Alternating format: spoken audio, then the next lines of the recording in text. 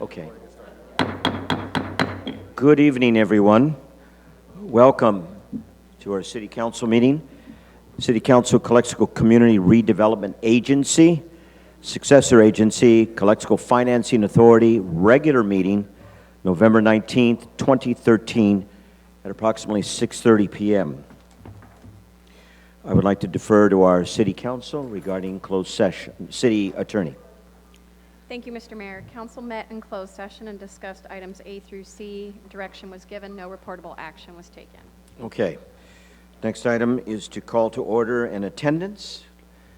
We're all here. That is very good. And the next step we do is we stand for the Pledge of Allegiance. And Nick Servine, will you please lead us in the Pledge of Allegiance?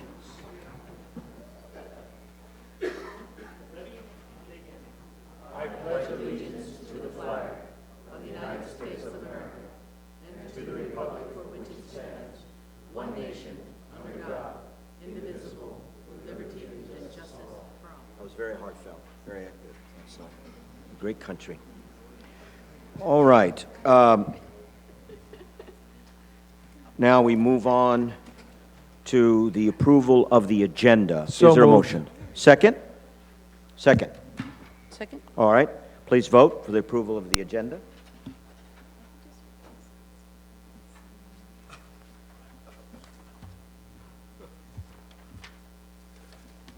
I pressed. We go. I got yes. No worky. There it goes. There we go. Come on, baby. Due to technical difficulties. Aye. Okay, Yes, we're you all can just voting do it verbally. Okay. All right. Everybody in favor, say aye. Aye. Aye.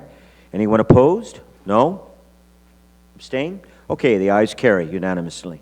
Approval of the agenda. Okay, now to public presentations. And it is with my respect and honor that we have an introduction of the Mexican Consul, Carlos Flores Vizcarra, and I would like to do the honors. And let me see.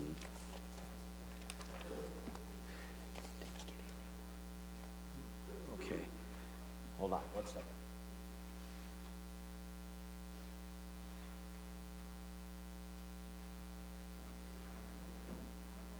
No? Okay. All right. Ladies and gentlemen, I want to introduce this gentleman, Mr. Carlos Flores Vizcarra. Let me just say something about his background, and then he'll come forward, and if he likes, he would say something. We're honoring him today. He's our consul. Okay? I'm sorry. Yeah. In 2001, was appointed as head of the consulate in Tucson, Arizona. In January 2004, was promoted to become Consul General of Mexico in Phoenix, Arizona. 2009, Mr. Flores Vizcarra was appointed Consul General of Mexico in the Carolinas in October. Mr. Flores has been active in international affairs, representing Mexico before World Peace Council in the early 80s. He participated in the U.S. program, American Council of Young Political Leaders, in the same decade, active in international affairs, being designated Executive Secretary of, if I pronounce it right, COPAL, a multilateral international policy think tank under the chairmanship of Luis Donald Colosio. In the mid-90s, he was elected federal congressman representing the city of Mexico. He served as Secretary of Foreign Relations Committee. As member of the Mexican Congress, he was active in international multilateral tasks, such as the Latin American Parliament and the Economic Commission for Latin America. These are his credentials, ladies and gentlemen. In the federal government, he has held different positions in the Secretariat of Treasury, as well as in the Secretariat of Communications and Transportation. He has also served on the board of the Banco de Obras. Okay. Council Flores received his BA in Economics from the Autonomous University of Mexico and the University of Las Americas in Mexico City. He grew up in northwestern Mexico in Mazatlan, is that correct? Mazatlan. Mazatlan and Sinaloa. He married to Esther Lopez Negrete. Negrete Copel, please forgive me, and had twin sons which have had the honor of meeting. They are good, fine young men, Gabriel and Carlos.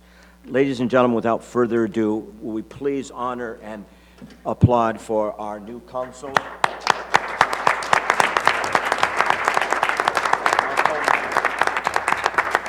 Pleasure to have you here, sir. And if you'd like to say a few words, I think it's important that the people in general know what you serve and what you represent in the council. You have a very, very important position. So we respect you for that. Okay? Muy bien. Muchas gracias, señor alcalde, miembros del consejo y personas que han venido a la sesión, folks who have come to attend the meeting of the council. It is indeed an honor for me to stand before you and to briefly convey a message, a salutation on behalf of the Mexican government that I represent.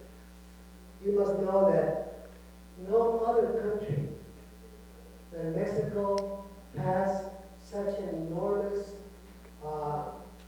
network of consulates, does a great effort in order to service the Mexicans who have decided to make the U.S. their home, the place where they work, where they live.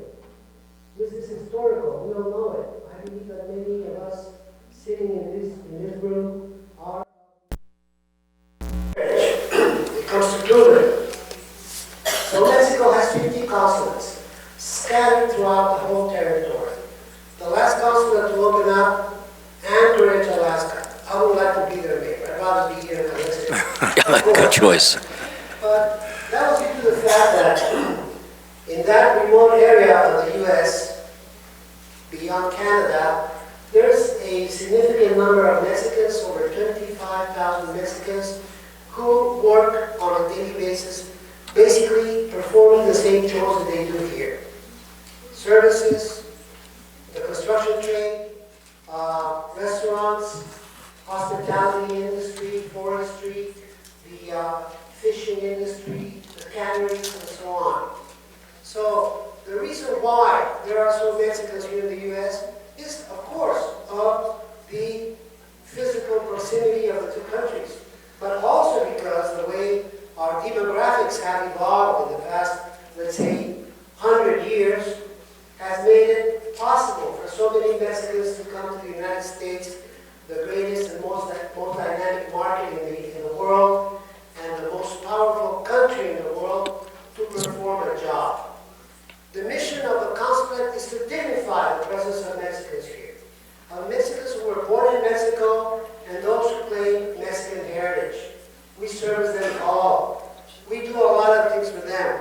We, of course, focus on the matters that are, let's say, contained in the Vienna Convention on Consular Affairs.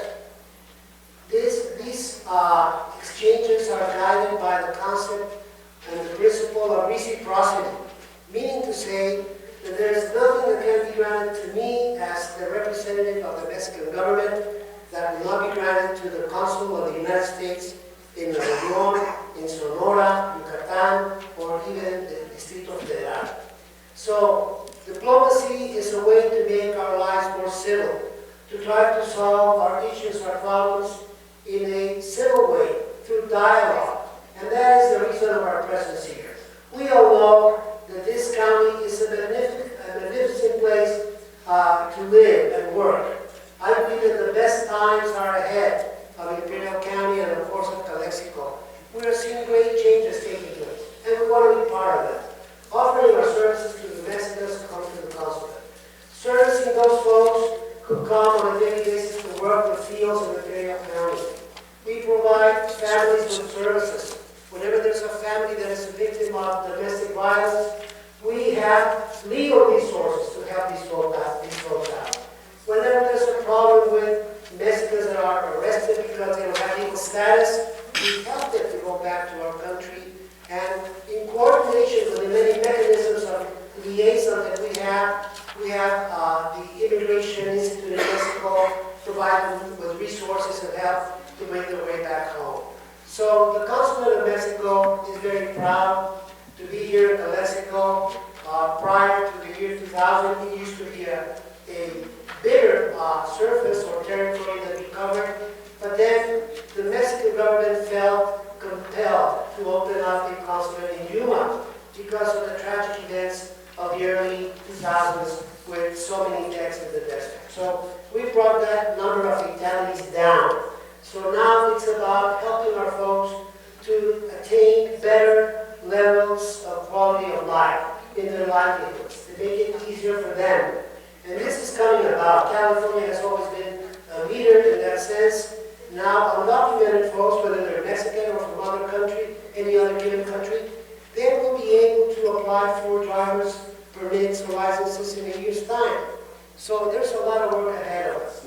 And we want to work closely with the council of the city of Calexico. We've been doing so ever since we got here a bit more than 3 months ago, meeting Mayor Hodge and all the other members of the council, Mrs. Hurtado, Mr. Moreno, Mr. Kim, and of course, Mr. Rodriguez, and let me not forget over there, Mr. Luis Castro. So I thank you again, and I want you to know that we're not only almost next door neighbors, we kind of share a same brand. The building that we occupy used to be the City Council of Calexico for many years. So we are like the small city council that receives as many petitions as you do, but from the Mexican communities. We want to enhance trade between our two countries. We want to make this area or region of the border more prosperous. And I think that we are on track. Mexicali has evolved positively, and Calexico is facing challenging opportunities ahead. So I will convey my message to the Mexican government that we need more assistance, more help, that we need the presence of entrepreneurs to be more readily available here in order to foster our capacities and capabilities. So any further to do, I want to thank the council for having me tonight, for allowing me, giving me the opportunity to introduce myself alongside with my good friend Martin Medina, who's been with the council for years, and Esther, my wife, who decided to be with us tonight too. So thank you so much. All right, very good. Thank you. Thank you very much, Councilor Vizcarra. And just to note, citizens, that as mayor, the city of Calexico has made a commitment, along with Mayor Pro Tem and any other council member, to meet on a regular monthly basis. And we will keep that commitment, and we will build stronger relationships and move forward. So thank you very much, Council. Thank you. Okay, moving right along is another important public presentation, and it is the proclamation of Farm Workers Week, December 1st, 2013 to December 7th, 2013. And I have here a beautiful proclamation, and I will read it.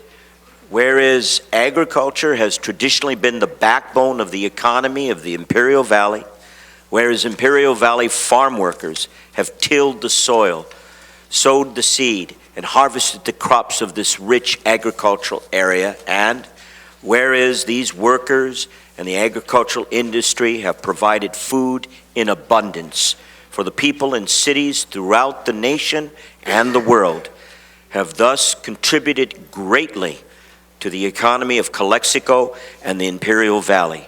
And whereas the Calexico City Council believes in the dignity of tilling the soil and ending the crops, and whereas the Calexico City Council recognizes the agriculture will continue to play a strong role in our community's economy, and now therefore be it resolved that the Calexico City Council does hereby program the week December 1st, 2013 to December 7th, 2013 as Farm Worker Appreciation Week. All right, who's coming forward? I'd like to give this.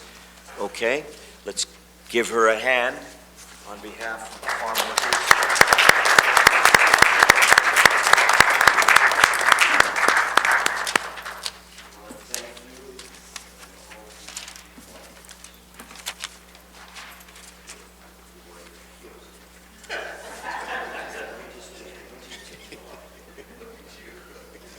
Mayor, get out of the hole, okay?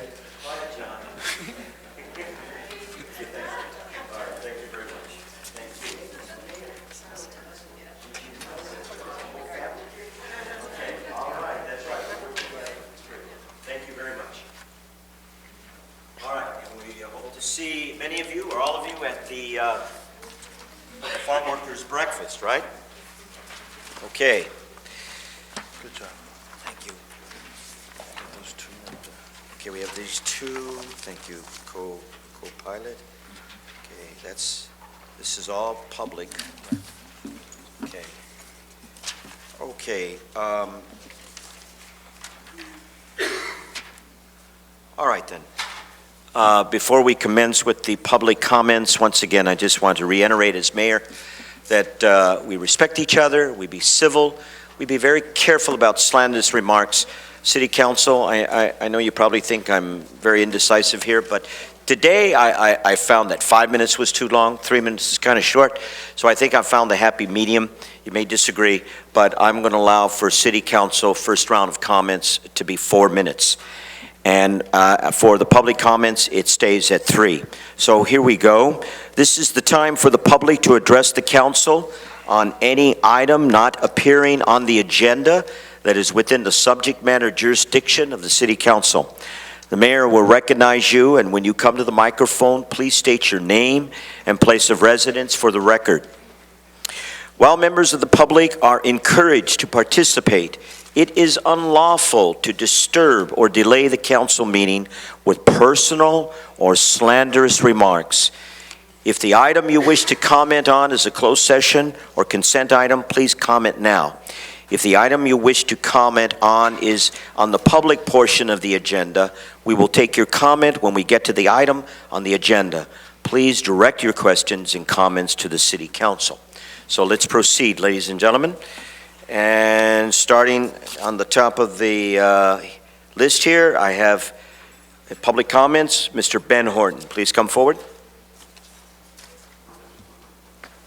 And we time you, sir, 3 minutes. Ben Horton, Mexico. The subject I'm going to be talking about is the swimming pool. And the reason I brought this before is that I understand there's some naysayers in reference to the swimming pool. But I remember when I was younger, we didn't have a swimming pool.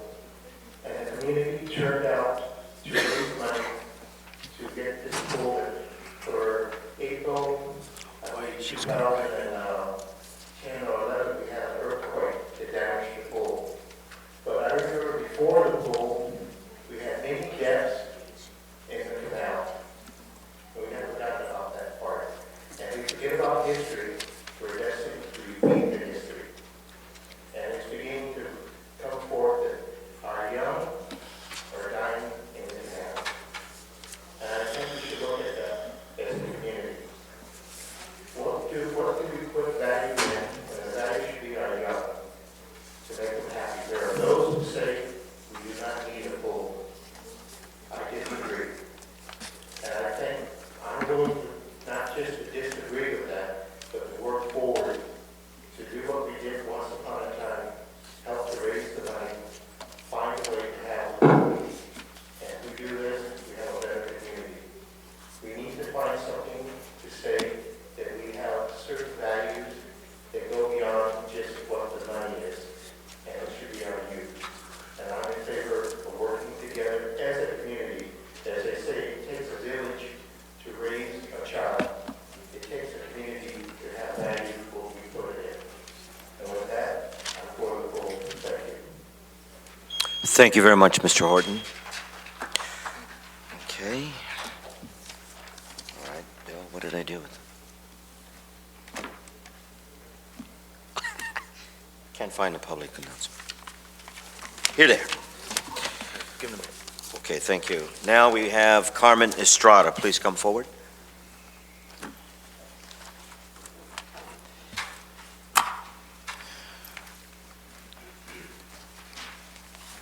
Buenas tardes, soy Carmen Estrada, directora de CIPAR. Vengo aquí a hacerles una invitación para el día de mañana. Hace una semana se fueron 4 de nuestros niños de la edad de 17 años a Guadalajara, a la selección Atlas.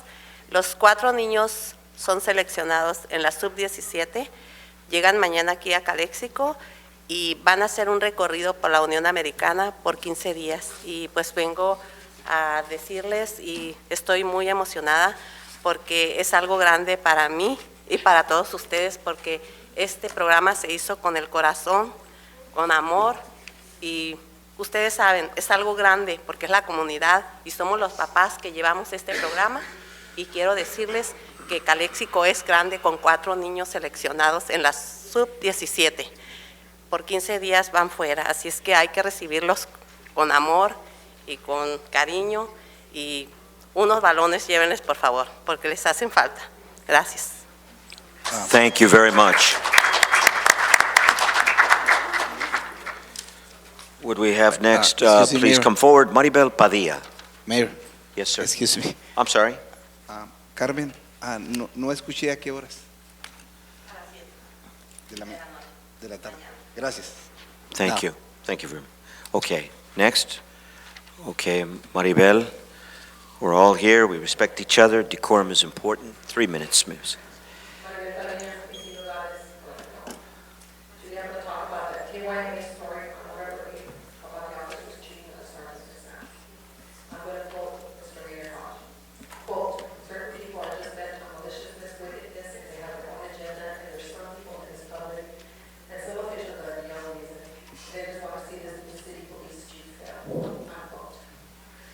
Council, I might be wicked, and I do have an agenda, which is to help rid this council from corruption and benefits. But I'm not going to see this police chief fail. Why?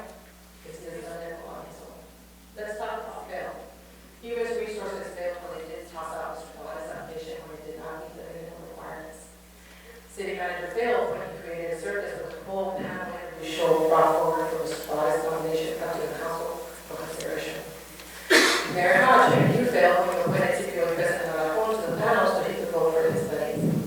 The council failed when the citizens of Calexico told you he didn't meet the minimum requirements and you ignored us.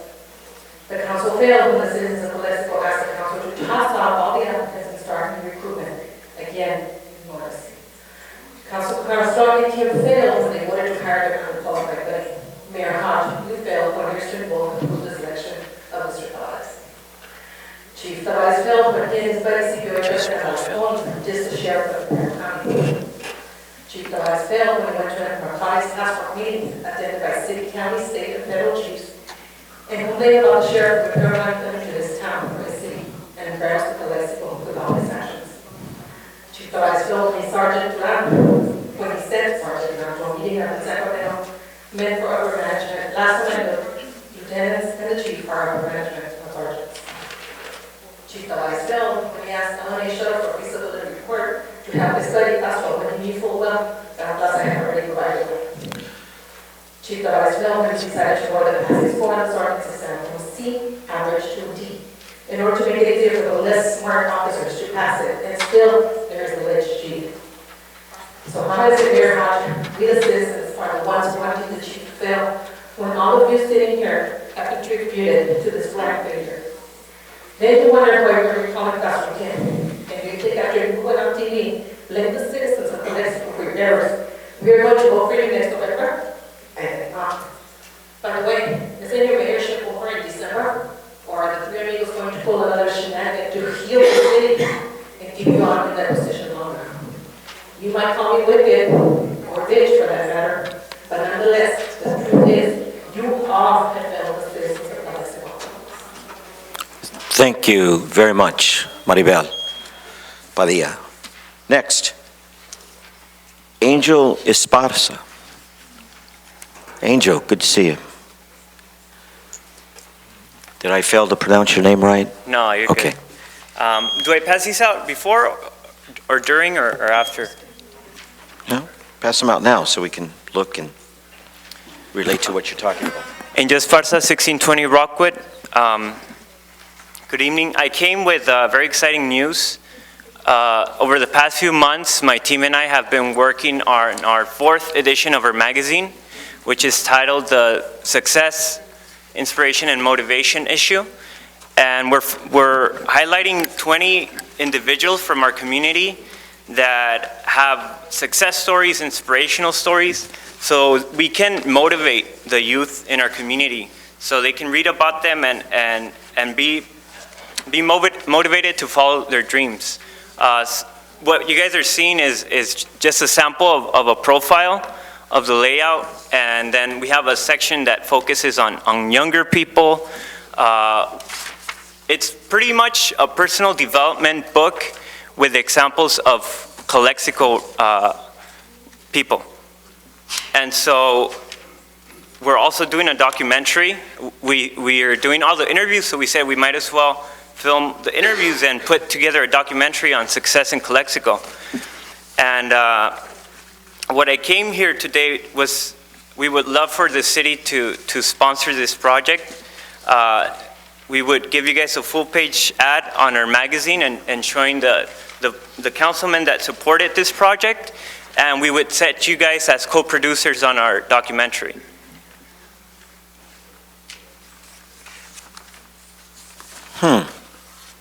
Well, I'm certainly for that, Angel. You're very progressive, and you contribute great to the community. You're a real asset. I don't see that as a problem. But city manager, would you like to, or city attorney, you want to state something?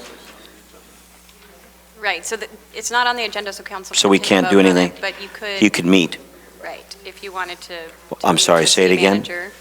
If you wanted to have the individual meet with the city manager Right. to discuss the details. Okay. And All I right. think Mr. Esparza's track record speaks for itself. That's right. He's done many good things in the last 5 years. I believe it's been 5 years. So I, like Mayor Hodge, will like to see this happen. Yeah. Anybody else like to comment? I'd just like to say that you're an inspiration yourself. Yeah. Thank you. Anyone else? Okay, then Angel, meet with our city manager, and Okay. we can move forward on that. All right, thank you. Thank you. Next. Oh, what, Ricardo Savine? Yes. Mr. Ricardo Savine, would you please come forward?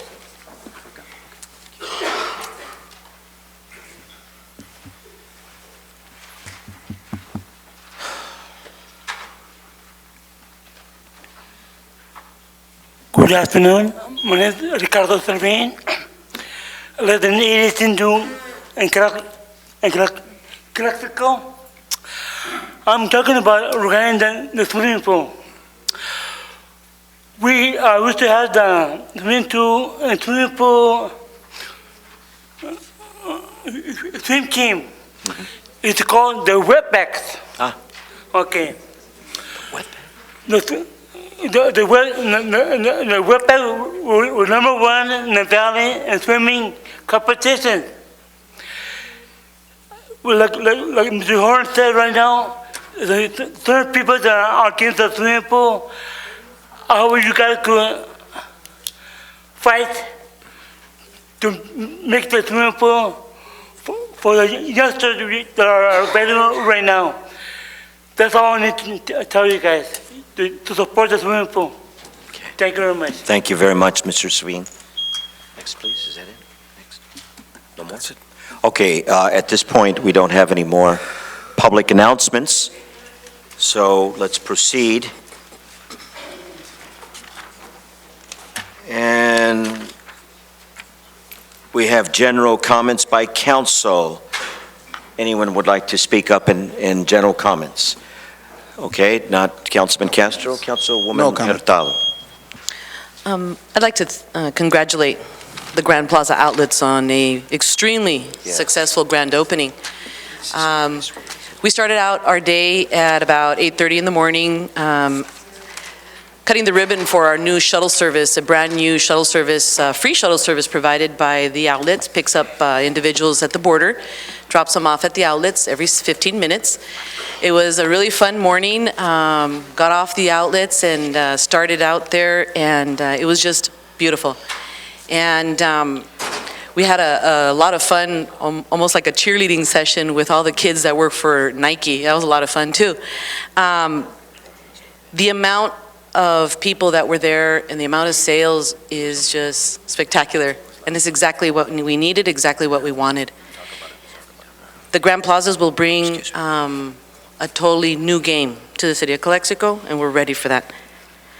I'm very pleased also at looking at the fact that traffic was an issue. However, as far as where we kind of probably felt a little nervous about was the different amount of shuttle services going back and forth on the same one small, congested, limited space in our hub. But I took a look at that on my way back afterwards. We left there I did at least about noontime. Drove over to downtown Calexico, and downtown Calexico was very, very busy. And I thought that was nice. I really thought that maybe on the grand opening day, downtown would be a ghost town, but it was not. And I understand that we have some reporting maybe to add on a little more of what went on the weekend. It was an extremely successful weekend, and I thank God for that. We really needed that. And my last comment would be about our farmers market. We did have our last farmers market. It's coming up. We have now a lot of things in line. I know that Sandra's been working really hard to add more activities such as face painting and other creative ideas for the families to enjoy. So we expect to see everybody out there for the next farmers market being held at the Crumit Park. And that is for Sunday, the 1st of December. And it starts at 10 in the morning. And ends at 3? And ends at 3. So we hope to see you there. Thank you. Thank you, Councilwoman Hurtado. Any other council member would like to have general comments here? Yes, I do. Councilman Kim. First of all, congratulations on the panel. I think Ms. Estrada went home already. And that's one of the sample of the public or community involvement so we can make ourselves better. And I'm very grateful we have citizens like that kind of group to not just waiting until government's doing for them, they are doing for themselves to progress themselves and improve themselves to they can be better. I wish that we can see those kind of movement more to all the areas. And also, was a swimming pool was talking. I was talking about the swimming pool a long time ago. They don't let me talk. They don't let me going into from the school board and even council. And very simple. We have money. They said we don't have money. We have money. We have enough money to do, and also we can do swimming pool, municipal pool. We could do it last year. Just takes about 5-6 months only. We can go it. But when the school takes over and somebody gets chunk of the money and lengthy time, we're going to be costly swimming pool, we're not going to sure next year we're going to have it. So I urge you to our council member look into build the municipal pool. We can have next year June we can have a swimming pool for our kid. Think about out of the box. Why we have to follow the school district wants it, why we have to have a swimming pool inside the school facility. Mm-hmm. We can have a Crumit Park, they have enough to give the benefit for the students and public, and a lot cheaper and faster. Thank you. Thank you, Councilman Kim. Councilman, Mayor Pro Tem Moreno. Yes. Good evening, everybody. I too was at the historical event of the opening of the Grand Plaza, and I'd like to thank city staff, our traffic engineers, our police department who were out there, our border patrol who was out there, but most of all, a lot of the shoppers, a lot of the people from Calexico and the Imperial Valley and Mexicali who did some great things out there. They bought merchandise, reviving our community. I'd also like to speak on a historical event that happened 50 years ago. And anybody who's 55 years or older would probably know this. No, it's not me. course, not me, I was a kid. Yeah, right. But all kidding aside, John F. Kennedy was shot Oh, yes. and assassinated in Dallas, Texas, 50 years ago on Friday. Right. And many people knew where they were, what they were doing when they heard the news. That's right, John. The nation was in mourning. I recall people telling me that the borders were closed in Calexico and that a young Democratic president of the United States had been assassinated by a man by the name of Lee Harvey Oswald in Dallas, Texas, as he was going through an open motorcade. The Kennedy legacy lived on from that moment, November 22nd at 12:30 in the afternoon. It hit home. Many supporters, many people in their houses had a picture of the Pope, That's right. a picture of Jesus, and a picture of John F. Kennedy right next to it. The city of Calexico honored the Kennedy legacy by naming the Kennedy Gardens subdivision after that, with the ability to house migrant farm workers where they could have their roots established. The Kennedy legacy lived on with the naming of the streets in Kennedy Gardens. It lived on with the farm workers as Ted Kennedy and Robert Kennedy carried on the legacy of their late brother by working with the migrant farm workers, by working with Cesar Chavez, by working with the fasting and honoring those that toil the fields like we did today with our little proclamation. We, the city of Calexico, should be thankful that the Kennedys paid attention to a big part of our community. As a little boy, 8 or 9 years old, I recall seeing Ted Kennedy right behind me in this very park, Rockwood Plaza, sitting next to Cesar Chavez during a rally. Everybody wanted to get a glimpse of one of the Kennedy brothers. And him, along with Robert Kennedy, who was shot earlier that year, walked hand in hand to support the migrant farm workers. So the city of Calexico, I feel, should do something to honor the legacy of the Kennedys that continue to live on. And if anything at all, fly the flags at half-mast this Friday, Absolutely. November 22nd. Thank you very much.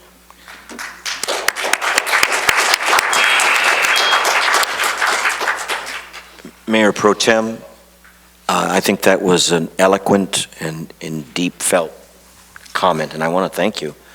Your sense of history is impeccable. I totally agree. We should do something, and thank you for sharing the history about the Kennedy Gardens. Yes, that was very, very good, Mayor Pro Tem. I would like to acknowledge and appreciate the last Veterans Day event we had on the 11th. It was an honor to be there with the various veterans groups. I think that the event went very, very well. And I would like to propose that the city can look into having a banner that we can put out in the front, of a certain size, that honors the veterans. And it's something that we can put out on either day, Memorial or Veterans Day. I'd like to look into that and see if it's cost effective and we show our respect to the veterans.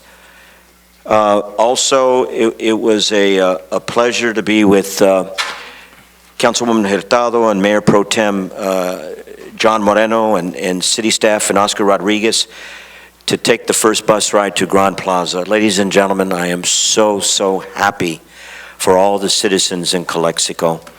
This is a game changer. Sure, we're going to have some problems and we'll work it out, but I was quite pleased to hear that there were no major traffic congestions, and I want to thank the police department and the Border Patrol for really doing a first-rate job. And it was packed. It was very, very busy. And City Manager Rodriguez has said that since the opening, it's had a steady flow.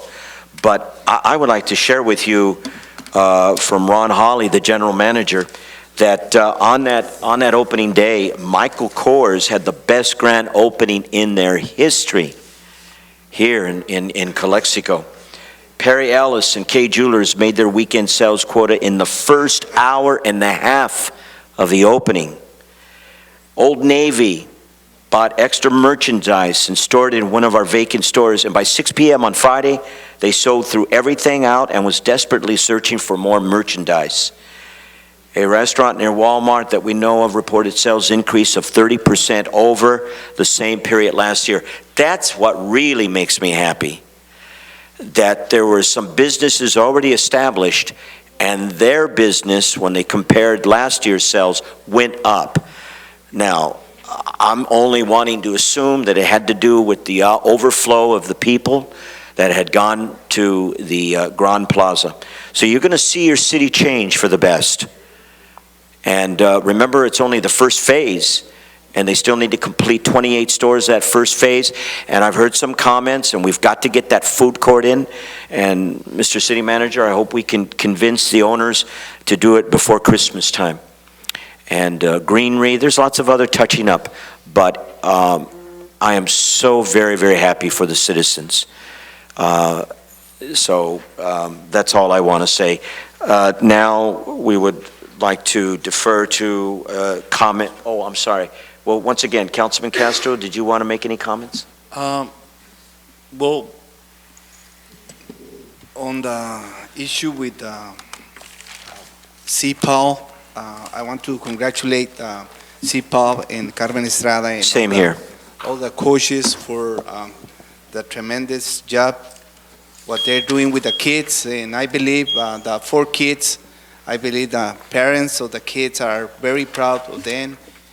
And me as a board member of the council and a citizen for this city, I feel proud, and I hope that that's something for the rest of the kids, of all the people, all the kids who are very dedicated in sports. I believe that that is something for everybody. And also what you, Mr. King mentioned on the swimming pool, I'm 100% supporting the progress, and I believe we should work in order to have a swimming pool for the next June. I hope we, the council, work together and make it happen. Make it happen because, you know, this is very hot. We have a hot weather here in the valley, and definitely our kids, they need a swimming pool. Absolutely. So I believe, again, we need to work together to make it happen. That's it. Thank you, Mayor. Thank you, Councilman Castro. That concludes the general comments by council members, and now I would like to turn it over to City Manager. Any comments or insights, sir? I think some of the council members have already referred to the major event that occurred today, this week, which was the Grand Plaza. It took a lot to put that project together, so I want to thank the council, thank the staff, thank the owners. There was a lot of shoving and pushing, and there was some conversations that I would rather not repeat between us and the owners. But I think when it was all done, I think you can see the product. It's out there. And I know we had a lot of people that were naysayers that said it couldn't be done. But I've learned in my career, especially the 20 plus years that I've been in Calexico, don't ever tell anybody from Calexico it cannot be done, because they will prove you wrong. And I am so proud that this community, after everything that we had to put up with, was able to produce this type of a product. Let me tell you, we are the envy of the valley. I have friends throughout the Total Valley. I have had calls from friends throughout the Total Valley. They're envious of us. They're very envious of us. And so any project that comes before us, I think we will be successful. And if you want to make it successful, again, just tell anybody from Calexico that it can't be done. I guarantee you it'll be done. And thank you to everybody. The staff was amazing. I mean, we asked staff to do certain things that I don't know. I don't know how they pulled it off. All I know is they did, and when I asked them to do certain things, I was able to check off that they did it. We still have a long way to go. As you know, this is only what we call 1A, and then we still have on the books 1B that we need to complete, which would be basically a doubling up of what we have right now. And then we still have phase 2, which is really going to be the crown jewel for this community, which will be a retail power center, which I don't think anybody can really imagine what that's going to be like. If people were having a hard time with what we just did the ribbon cutting on, you know, to use a phrase, phase 2 is just going to blow your mind. I mean, it's just going to be tremendous. Mr. Manager, I think it gives a new meaning to the phrase, only in Calexico. A new meaning. A new meaning. Positive meaning. And I think that we can talk about, you know, what Grand Plaza is going to do for us, and I think we've always talked about a lot of it, about taxes and jobs and credibility, the issues with transportation, which everybody was concerned about, and I got to tell you, I was a little concerned about that, but we addressed the issues. We addressed them in a very professional way.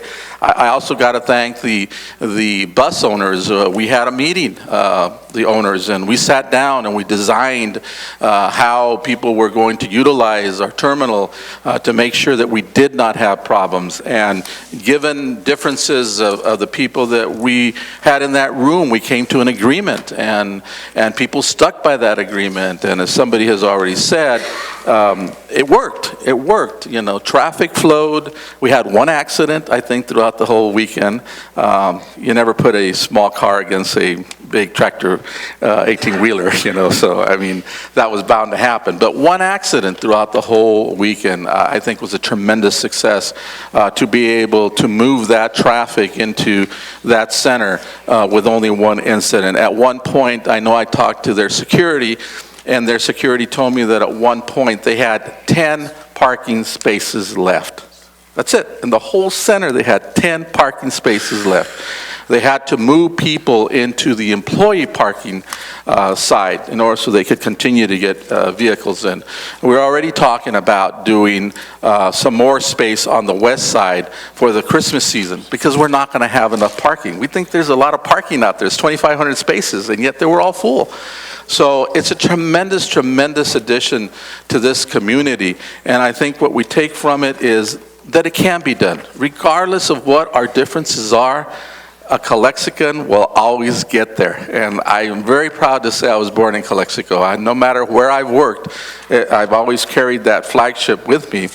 And the ability to say that now we have a retail flagship that we can utilize and market ourselves and are on the map with this type of a facility is great. And again, this is only the start. And it's not only Grand Plaza, it's what other things we can do and other things that we can bring to this community. So again, I want to thank everybody involved. I want to thank the community for putting up with everything we had to do to get it done, but it's there. Anybody who doubted us, it's there, and it's operational, and it's doing great. Thank you. Thank you very much, Mr. City Manager Oscar Rodriguez.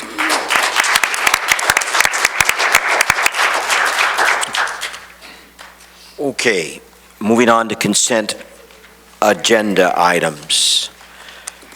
I move that we approve all three. All right, is there a second? Number 2. Okay, Councilman Kim, I'm sorry, I didn't hear that.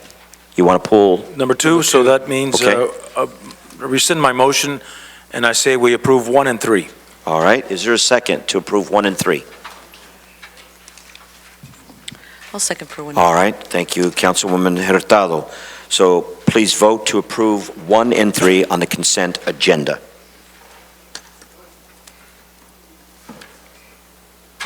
Not working? Got a yes here. Aye. All right. Aye. Aye. Aye. Aye. Okay, it passes 5-0.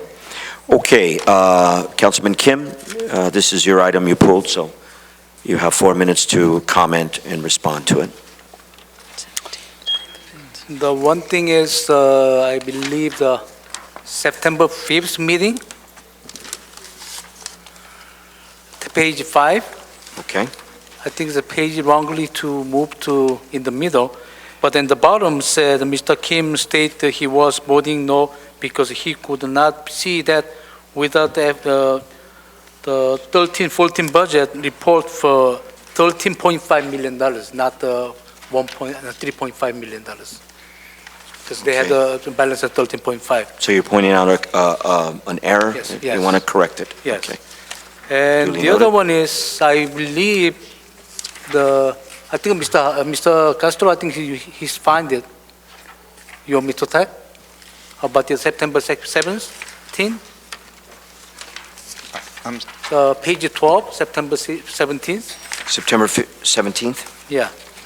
What we're referring to is the previous minutes of Yes. our city council meetings. Okay, again, what is the focus here? You're talking about the page 10 or page? Page 12? I don't even see Isn't it? pages. Oh, September 17th. Page 12? Yeah. Page 12, September 17th. And the point is, Councilman Kim, again, please? Page Yeah, 12? so it was, the board was equal. I Oh, the- believe the Mr. Hodge, Kim Castro was say yes, and Mr. Moreno and Ms. Hurtado said no. Yeah, the way we. There was, the board was equal. Oh, it's The way, it's the opposite. Yes, opposite. yes, it's the opposite, Okay. I believe. And help me again, what was the issue? Yeah.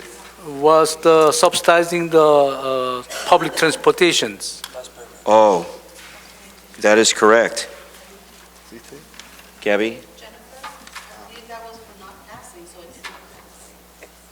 I don't have Councilwoman notes from the Constant, this September is House 17th Conference, meeting. Mr. If there's Councilman, questions, I would Family suggest you Minister, remove that from the agenda second and by Mayor. continue it to a future agenda so that the city clerk can check the video of the meeting. Okay. Okay, So, then I make the motion to, if nobody has other issues, I make the motion to approve. Mr. Okay. Kim, maybe you wanted to table Yeah, we the table again. 17th minutes only, but Yes. approve the rest with the changes. Since that's still an issue, Councilman Okay. Kim. Okay. Okay, I'll second that. all right. That's second by Mayor Pro Tem. Please But vote. there has to be correction, has to be the Right. fifth ones. Yes. Right. Okay. it's Second. Duly noted and understood. Okay, I don't know, are we trying this still to vote electronically? No. Did you plug it in? Okay, then, let's please vote verbally. All those in favor say aye. aye. Aye. Aye. Aye. Unanimous, 5-0. Okay, so we are through with consent items. Now we move on to business items. Business item number 4, ladies and gentlemen, it's discussion and/or action on consideration to introduce and conduct a first reading by title only of an ordinance amending the sections 5.32.040 and 5.32.160 of Chapter 5.32 of the Calexico Municipal Code. And what this is to allow traditional bingo games 7 days per week without hour restrictions and to make minor clarifications to the city's bingo regulations to clearly set forth the types of organizations authorized to conduct bingo games. Is there a motion and then a second for discussion? Discussion. Motion to not to approve it? Second. Okay, you're going motion not to approve it. Yes. You always throw me off, Kim. That's great. Okay. Before we vote, can we ask a question? Yes, Oh, in for briefing- discussion. Yes, in briefings with city manager, we were discussing how this came to the agenda, and I have a question. Who is the actual proponent? Is there an organization or an actual individual, a group, an LLC? Who is it that actually approached us and is interested in this That's change? behind us. That's my question. Who's behind this, city manager? I put it on the agenda because a gentleman Right. by the name of Mr. Lowen approached me. Who? And would, Mr. Mr. Lowen. Michael Lowen? Mr. Michael Lowen had approached me and wanted to know if we would consider expanding the hours of bingo operation, and I felt that it's a good discussion item. It's good for the community. I feel that having bingo is something that may do some good for the community. Another venue of operation, another type of entertainment, if you will. And I had the discussion with the city manager that perhaps maybe the hours of operation need to be a little more restrictive, and I would propose, even though the motion is on the floor to not approve, that we would have the bingo operation hours between the hours of 8 a.m. and midnight instead of 24/7. I know other cities in the valley have bingo operations, Brawley, El Centro, even the county. And we were only limited to a couple of days a week. I know we have a great population of senior citizens that may enjoy this type of activity. So I'm not sure why Mr. Kim and Mr. Castro don't want it, but I know that they're proponents of the senior community. And in many cities around the state, the seniors are the ones that take part in this bingo activity. So I thought that the city of Calexico could open its doors and provide another type of form of entertainment for its citizens. And that's why I brought it to the table. Thank you, Mayor Pro Tem. Mr. City Manager, would you like to elaborate and give some background to the citizens about this item? Well, this is a bingo, being able to pay bingo, and there was limited in our code in reference to how many days it could happen. And what this change, the requested change for consideration, is to allow it to go 7 days a week. And originally the request was to go 24 hours, and as Councilmember Moreno just stated, he was a little concerned about the timeline being totally 24 hours, so he has proposed that we go from 8 to midnight. As he stated, there are communities that do allow this, so it's not unusual. So that's what you have before you. Okay. The motion is on the floor, not to approve this, but is there any more comments? Yes, I do. Go ahead, Councilman Kim, 4 minutes. Okay, if they see the state regulated only have several entity only can do it. Mobile home park, senior citizen organization, and charitable organization affiliated with the school district, and the one non-profit. Because bingo, they can turn into like a gamble. That's why it's state regulated.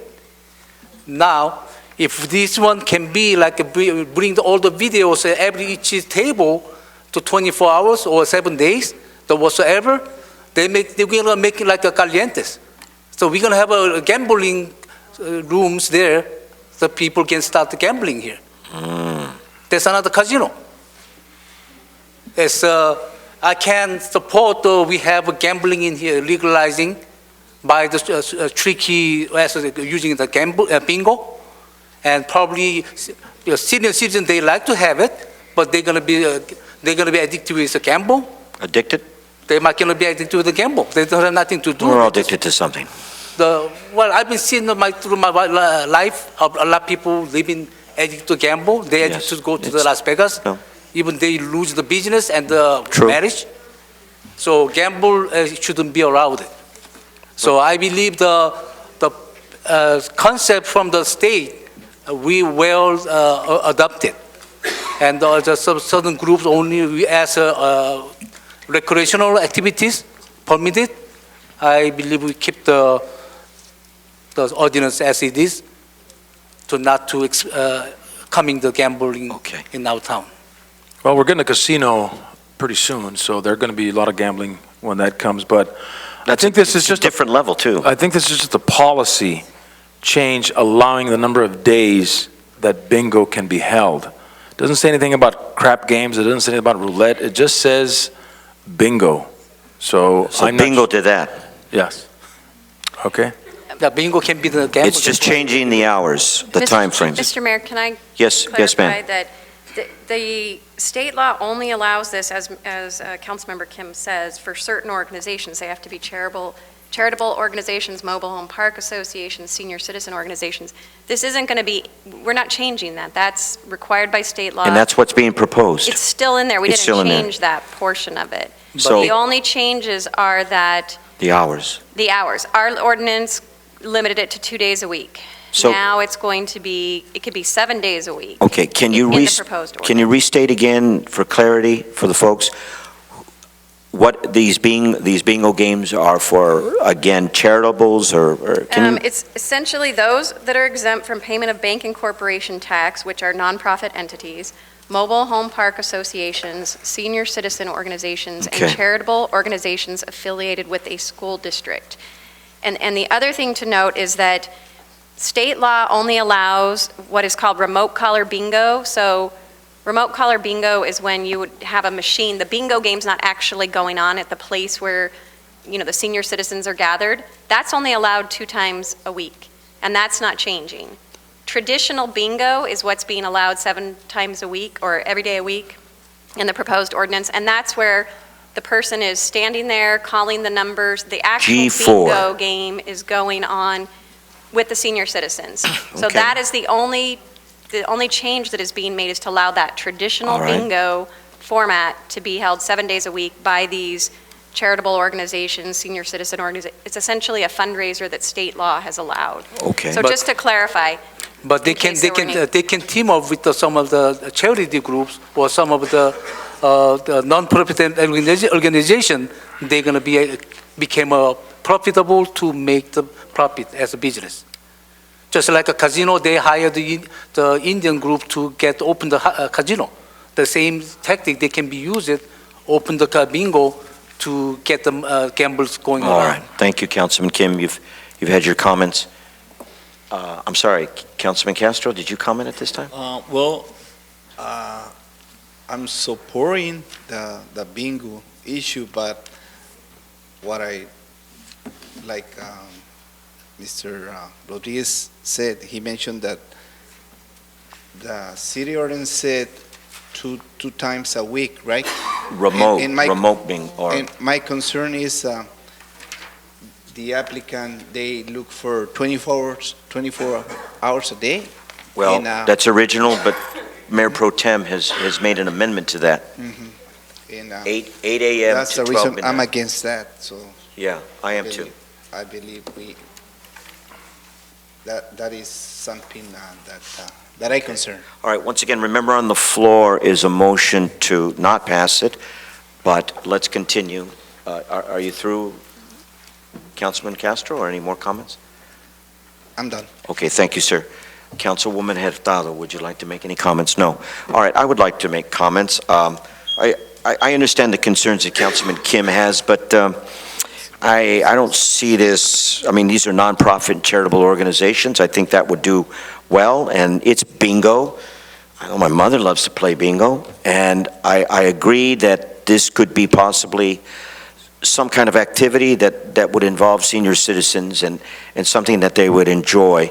And as long as it's regulated properly and overseen, I don't see it as a problem. And if something like that possibly, now, again, we're only voting on the hours, okay? But say in the future that there was a facility downtown for bingo, I think that would be a real plus for downtown.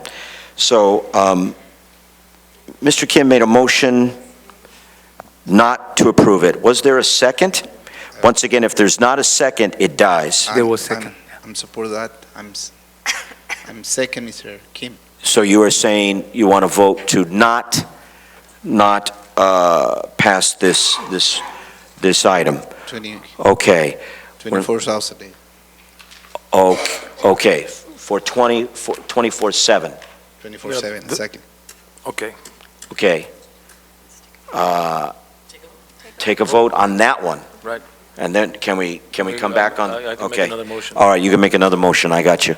Okay, so let's all vote, whether yes or no, to pass this item. No, not to pass it, not to pass it. And the contentious point is, because of it is, for other reasons, the hour is 24/7. So all those in favor of not passing, say aye. Aye? Not passing, right? Not passing. Aye? I'll deport it. No, the board's not working. Oh, there Oh, goes. okay. All right, we want to try it? Okay, it warmed up This is for not passing. for not passing. And in that resolution or item is the 24/7. Okay. All right, so, yeah, 5-0 does not pass as written here. Mr. Mayor, I move that we amend If we aborted these issues, we cannot. No, but we can amend it. I amend the policy by limiting the time between Excuse me, 8 can you do it I'm for- speaking, No, please? Please do not interrupt. 8 a.m. Councilman Kim, this is to quite, midnight. That's Okay. my And motion. I'd like to Okay. have the legalities here. what, sir? So we already vote down to say that we not approve this one. Yeah, for 24/7. Then Now we it's can better. make an amendment, sir. You have your right to vote yes or no on it. So there is a motion, Okay, I'd like To- to have the legality from. we'll the have a discussion. There is a motion to amend this, and the point of amendment is, once again, Mayor Pro Tem. To limit the Mr. hours, Shh, do not interrupt, Councilman Kim. I'm not interrupting. I would like to have a legal. Well, wait, we'll Legal get to it. opinions. Please give respect to Mayor Pro Tem. Proceed, Councilman. I move that we limit the hours of operation for 8 a.m. to midnight, 7 days a week. All right, so now there is a motion on the floor for that amendment, and we will respect Councilman Kim. He wants to defer to City Attorney. City Attorney, or do you want to ask a question, Councilman I would Kim? suggest you go ahead and move on to the next item so I can look at this. It may be considered a motion for reconsideration, and a person that voted in the majority right now needs to make the motion. But, Madam- But I would like to go ahead and go on to the next item, and Okay. we can come back to this. But let me just say, Madam Mayor, the recommendation, if there was a recommendation, I'm not Madam Mayor. was to consider introducing the ordinance, how licenses, minute, maximum 6, and to make clarification, okay, so it was 7 just for days, by the way. clarification, okay, I understand, okay. I thought it was a recommendation to approve, but it wasn't, okay.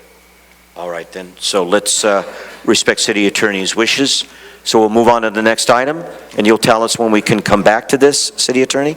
Okay. All right, then. Duly noted. Let's move on to item number 6, Council.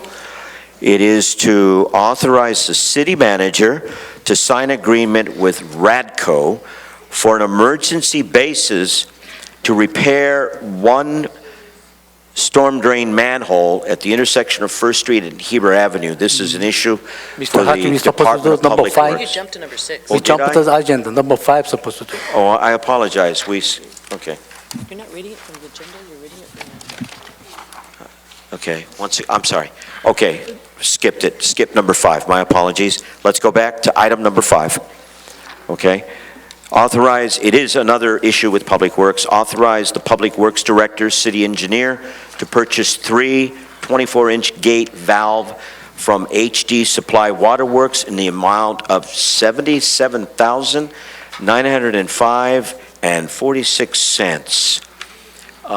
Mr. Zavine, would you like to comment on this item? While Mr. Servine is coming up, Okay. all the next 3 items, number 5, number 6, and number 7, we're bringing to you because there's a major need to repair these manholes, as well as provide and replace the 24-inch gate valves. We will also be coming back to you later on with a change in purchasing policy, because unfortunately, the purchasing policy really ties our hands down, and we've talked a little bit about that in the past, where the city manager only has the ability to approve up to 10,000. And so we're going to be bringing that back to you because it really shackles the organization in being able to move forward and take care of some of these items that really do need to take care of right away. So with that having been said, I'll ask the Public Works Director to explain a little bit about what these items are. Okay, so Nick Servine, you're going to take one item at a time. You're going to be there, and then we will vote on each item. Is that correct, sir? Correct. Okay, go ahead. Please excuse me. This particular item is related to what I discussed the last council meeting. You asked me to give a report on the street pavement program. Well, this is related to that. In particular, we're trying to repave or pave Fifth Street, and doing the investigation, as we normally do before we we found out that the pipeline has some problems, and therefore we need to replace the pipeline in anticipation of increasing the pipeline as well. So we also have a very short fuse to expend these funds. So we're constrained from the funds because of this grant, and we have to do this work, and we have to do it so that we don't create any more leaks. Now, this is a major pipeline that leads to throughout the city, so by having this pipeline down, it affects the entire city. Obviously, trying to avoid that problem. So we have 3 gate valves, 24-inch, and that's about the best price we can get, and we need to do this very quickly. Any questions? Yeah, I have some questions. First of all, do we have the bidding process? This one, do we have the bidding process? We could go out to bid, but if we go out to bid, we're going to definitely miss the amount of money we have to pay this project, and we won't be able to pay it. So we have time-consuming matters. And the other one is money come from where? From general fund, or which fund money comes from this one? This is from the water operating fund. So which is enterprise The funds? street paving is from Measure D. street funds, street paving funds.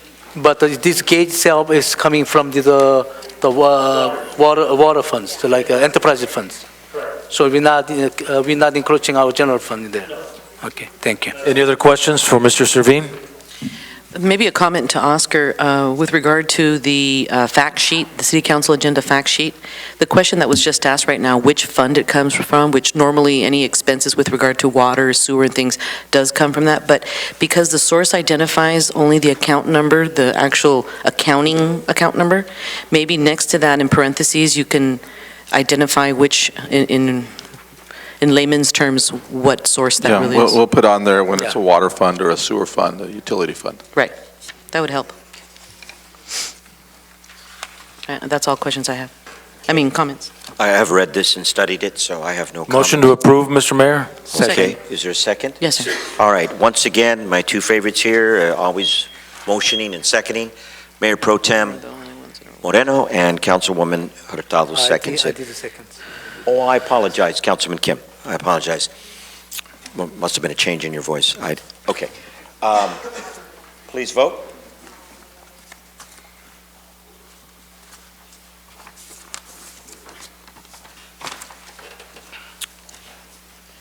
Okay, item number 5 passes unanimously. And I must commend our council. You're doing an excellent job in decorum and professionalism. I commend you. Okay, let's move on to item number 6. And once again, repeating, it is discussion and/or action on reparation of one storm drain manhole at the intersection of First Street and Heber Avenue. Motion to approve. Okay, is there a second? Second. Okay, please vote.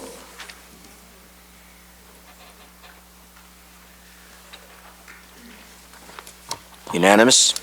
Moving on to item number 7, it still deals with Public Works, was discussion and action on rehabilitation and lining of 8 sewer manholes and 5 storm drain manholes on 5th Street between Heber Avenue and Imperial Avenue, correct? So moved.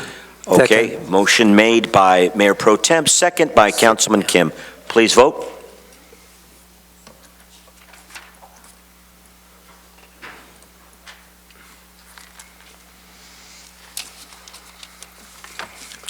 Councilwoman Hurtado, we're waiting for your vote. Oh, I'm sorry. Just didn't It's already on to the next register. one. Yeah. We're going so Okay. fast. Yeah, this is unusual.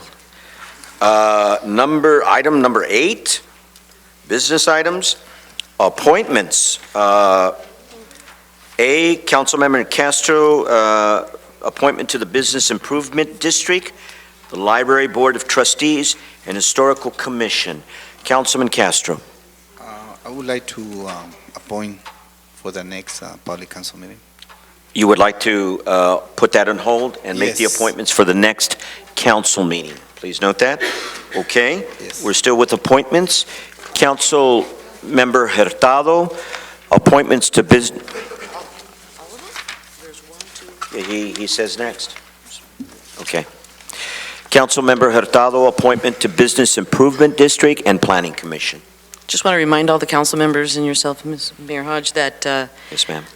our commissions are a very important part of our work, and we do need to appoint someone in the Business Improvement District because it is a very important part of the structure of the city. My business, the business of Mr. Castro are both in downtown, and it's a very hardworking district, and they really do need some help. So I encourage those that don't have appointments to please appoint. Okay, so as far as my appointment on the Business Improvement District, I'd like to reappoint a gentleman that was removed by Mr. Castro about 4 months ago, Mr. Jaime Jimenez. Okay. I'd like to reappoint Mr. Jaime Jimenez. Jaime Jimenez, congratulations. I have some And, question about it. Wait, let her proceed, I'd like to sir. be able to also, I checked with the city attorney with regard to my planning commission appointment, and she indicates that I can go ahead and appoint, subject to the review, that he is in fact eligible based on his recent position as a city council member. So I'd like to proudly appoint Mr. Dan Romero as my next planning commissioner appointee. Okay. Subject to, I don't know if you want to clarify a little Want to bit. clarify that? What my concern was. Subject to the eligibility. Eligibility? Just because he recently served as a council member. I know there's at least one city ordinance related to not being appointed, but I believe it's just you can't be the city manager within a year of leaving the city council, but I just want to be able to clarify. Absolutely. Nobody wants to take that job I just right want to now. clarify on the eligibility to commissions that there's nothing that prohibits someone that has left from council to be appointed to a commission Okay. within a year. All right, duly noted, and you'll inquire about that. Thank you. I have some Councilwoman. questions. Yes, Councilman Kim? I believe 4 minutes. sir. what's called when we have what's called the commissioners, Yes. they have to resign, or we have to openly pull out from the position. That is what I believe, sir. Yes, but we wasn't been doing it. What's called the Lalo, the Lopez. Is he the resign? That was handled already 2 meetings ago, I believe. You probably weren't here. About 2 meetings ago? Yes, but we're not reviewing the process. If you want to review the process, I would assume we do that in another No, I'm Another talking about the process is not correct. That's what it seemed to me. All right, because please we make your didn't pull them statements. out. You don't need to direct it to Councilman Hurtado. We don't want to engage in a dialogue, but please make your statements and concerns about the commission, sir. Well, we have to follow the right process. Okay. I believe that we not follow the step. Okay. Well, for everyone's information, I have been checking with legal with regard to my process, and so thank you for your concern. Okay, very good, and thank you. Okay, so be it. Okay. Mr. Mayor, we can return to item 4. We can return to item 4. Item 4. Okay, dealing with bingo, and Since the motion not to approve passed 4-1, unless 2 people that voted in the majority want to reconsider their vote, then there is no more votes to be taken tonight. It can be requested to be put on a future agenda if that's done so through the agenda policy, but unless 2 people that voted in the majority tonight want to reconsider, no further motions can be taken tonight. Because the motion to approve passed 4-1. The motion not to approve. I'm sorry, motion not to approve. okay. Any comments or feelings about this? I would like to take this item up again, so I would like to make a request to I put believe it it on. was 5-0 to not to approve. Yeah. Yeah, but the thing is, so you can if you have just a time. Shh, don't You're not the legal counsel. I'm sorry, I thought it was 4-1. Even if it was 5-0 not to approve, then 3 of you need to reconsider. Okay. It has to turn the other way. All right, I'm requesting that we put this item on the next agenda. As currently drafted? No. With some modifications? No, with modifications. modifications that have been articulated by Mayor Pro Tem Moreno. Hours of operation. Okay. hours of operation, and we addressed this again. Okay, are we through with that? Very good. Okay, we went back to item 4. 9. And now we go to item 9. Approval of a resolution of the City Council of the City of Calexico approving the trust agreement, assignment agreement, the lease agreement, project lease, and the continuing disclosure agreement in connection with the Calexico Financing Authority Measure H sales tax / lease revenue bonds, issue of 2013, and taking certain other actions in connections thereto. Background on this, City Manager? Mayor, council members, this item comes to you as a follow-up to the item going to Measure H, and Measure H recommending to the council to move forward with leveraging half of the revenue flow that comes into Measure H and utilizing it in order to bond against it, so that in fact there would be money available today and also take advantage of the low interest rates that we have today in the environment and be able to raise funds so that we could address some of the capital improvements that are needed in this community, i.e. Police and fire stations, i.e. Park improvements, recreational improvements, potentially new swimming pool, and other potential capital improvements that are needed throughout the community. So tonight we're coming to you as one of our final moves so that the council can adopt the documents that we need to move forward in order to actually sell the bond issue, which our next step would be to price it through Standard & Poor's, get it rated, price it, and sell it. And so we could make the monies available so that some of these improvements can be addressed.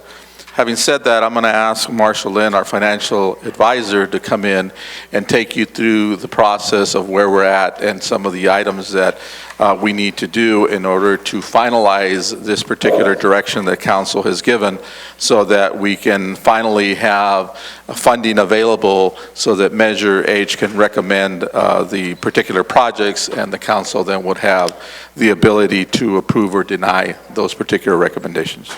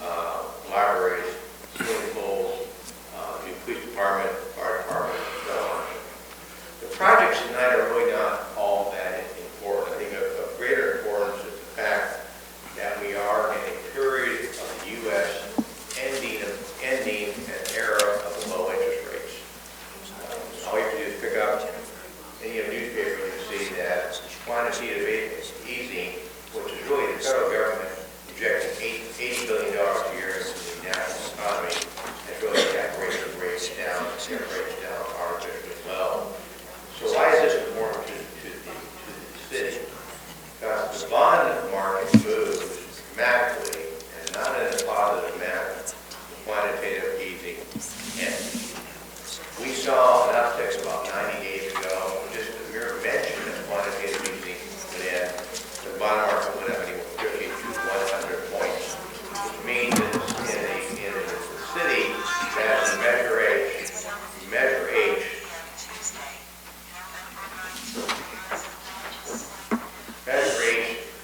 if rates go up, will mean anywhere between $500,000 to $1 million less in the way of proceeds. So the city went ahead, as I said, and agreed to capitalize these funds. Again, just to take advantage of the extremely low rates. We feel that these low rates are probably beginning within the first 60 to 90 days of next year. I think that's pretty much fait accompli as the economy starts to improve. And so I think they will see that almost all government borrowing will go up. In order to have a legal financing under state law, a lease revenue bond structure is being used. For certain properties will be subject to leaseback arrangements, lease payments, and commences immediately. Otherwise, public safety and other projects will be built upon proceeds or used as a subject of the lease. Payments cannot commence until the construction was actually completed, which means we can't start constructing buildings until we actually have money. That's part of government law. The Finance Authority, again, should note that only 50% of the measure rate sales tax revenue is being put into the bond issue, which gives us basically a coverage of revenue to the landlord is exceedingly high. The additional interest to the city council is the fact that we're only going to be bonding existing revenue. We are not counting in anything from Ground Plaza. So Ground Plaza, when it's added to this, will make the dollar amount coming in available for other projects that will not be funded with the bond issue.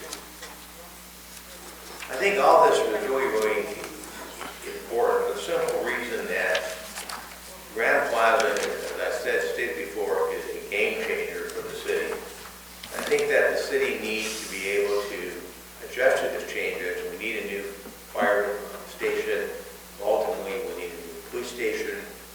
We also need new parks and recreation. We need new activities to really bring the city up to the level that we can all be proud of. Because I think that you'll see more and more money comes into the city. Need for additional housing, higher cost housing will be made to us.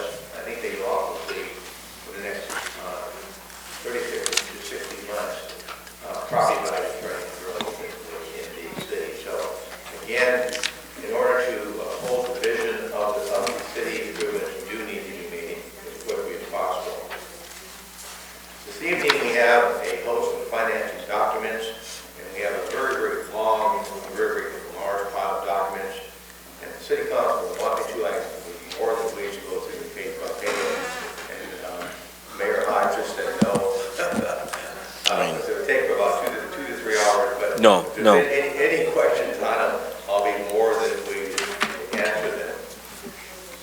The program is for the city council to approve the documents this evening. The package will move over to Standard & Poor's, which is the rating agency which rates all debt in the United States of America, including our national debt and debt of foreign countries. And all of our bond issues in the city of Buckinghamshire have a Standard & Poor's rating. And all our bond issues in the city of Buckinghamshire have a AAA rating, which is the highest you can possibly get. So I'm extremely proud of that. So without going through all of the documents and so on, there are 2 actions tonight, one by the Financing Authority and one by the City Council.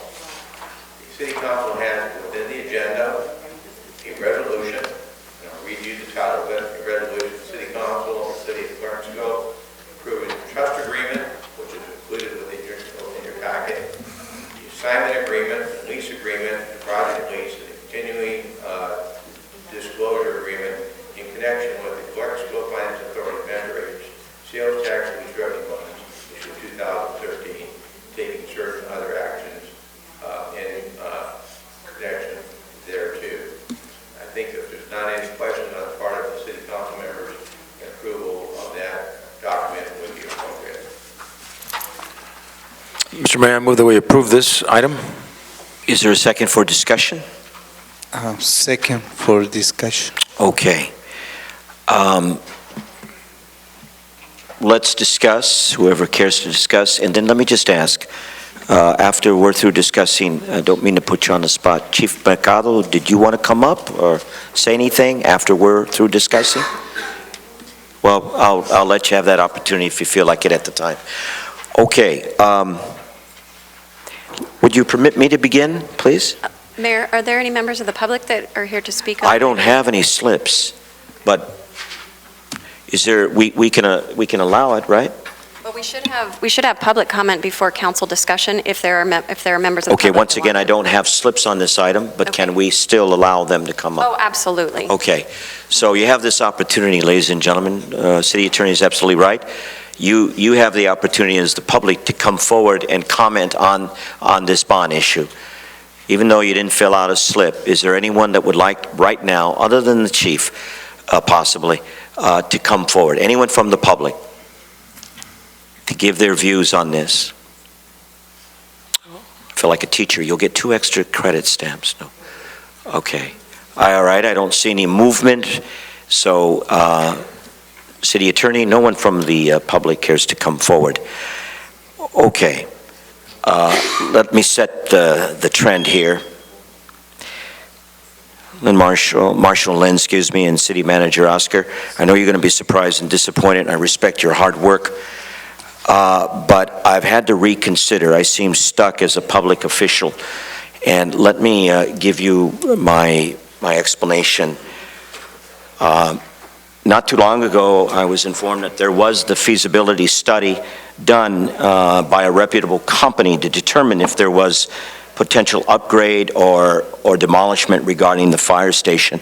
And all that information has come forth, and I believe we all agree, possibly with the bonding, that we direly need a new fire station facility and police facility, and I'm for putting them together.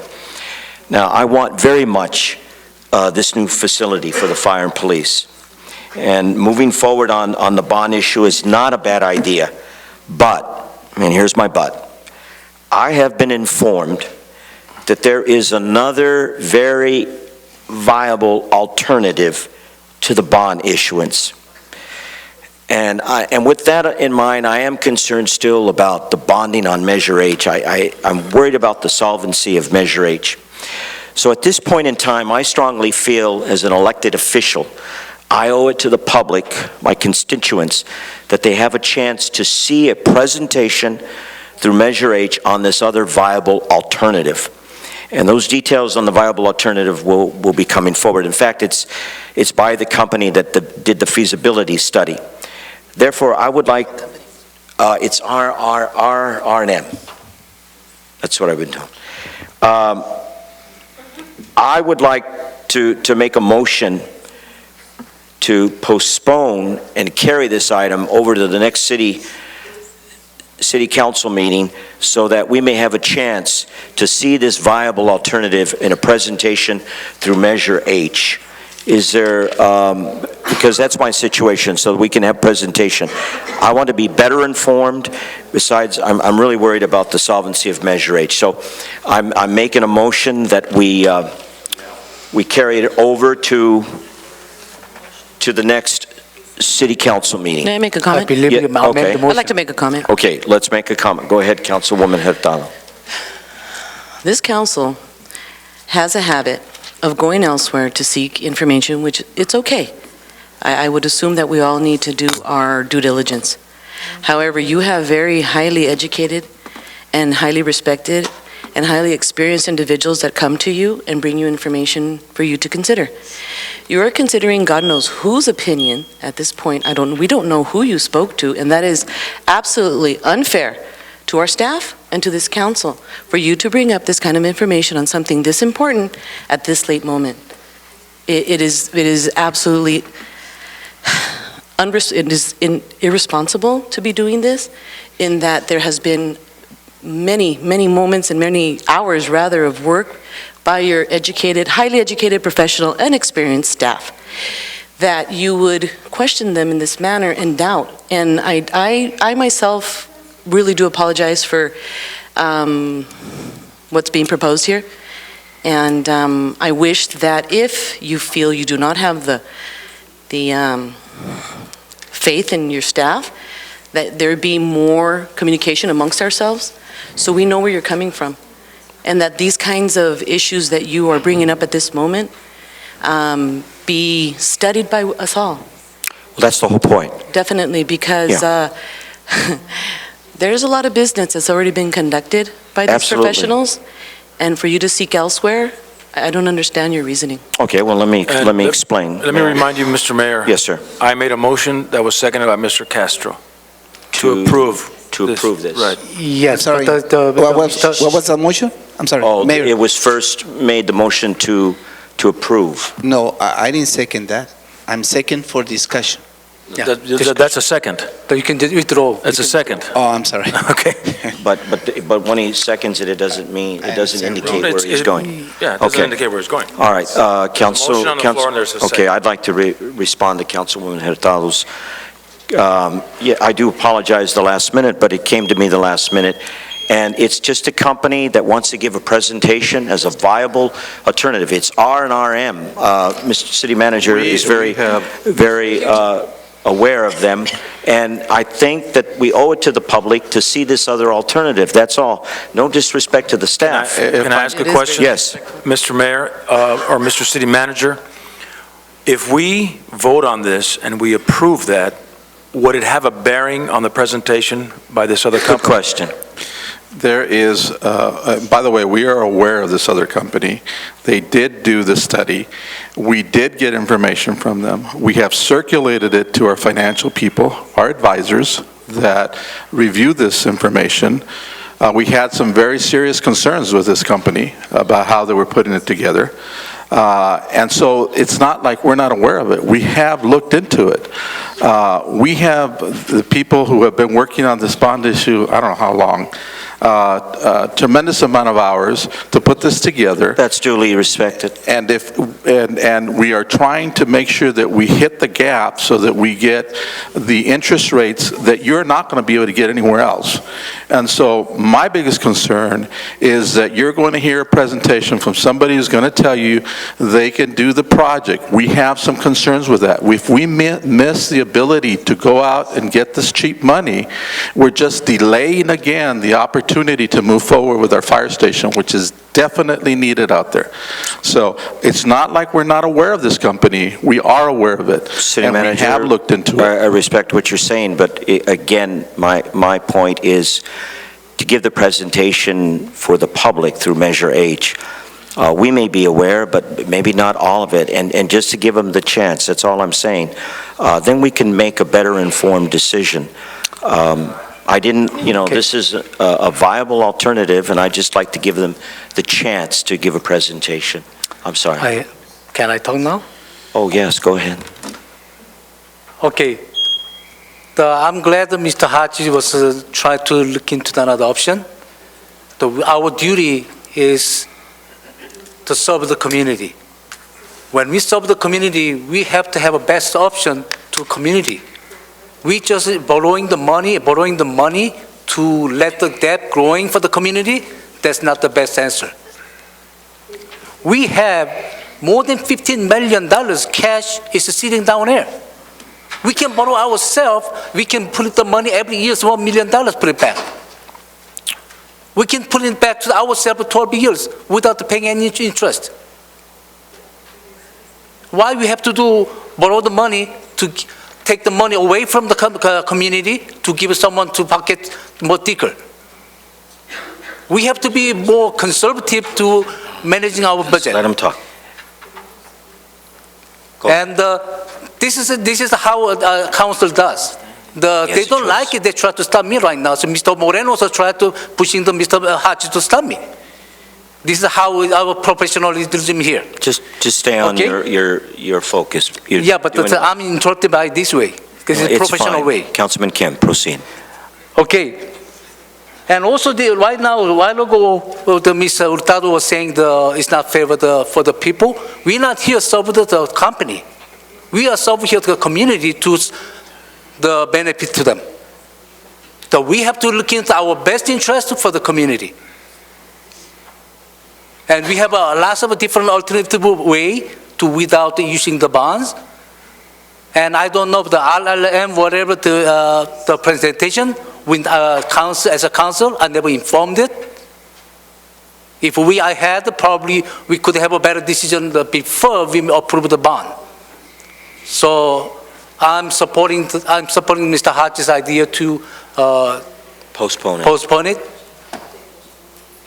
So it's not to kill it, it's just to put it on the next agenda. Okay.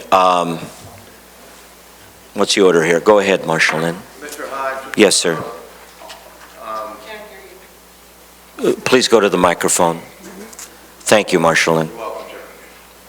The proposal I know that you're bringing forward is one that was sent to the city of Denver months ago.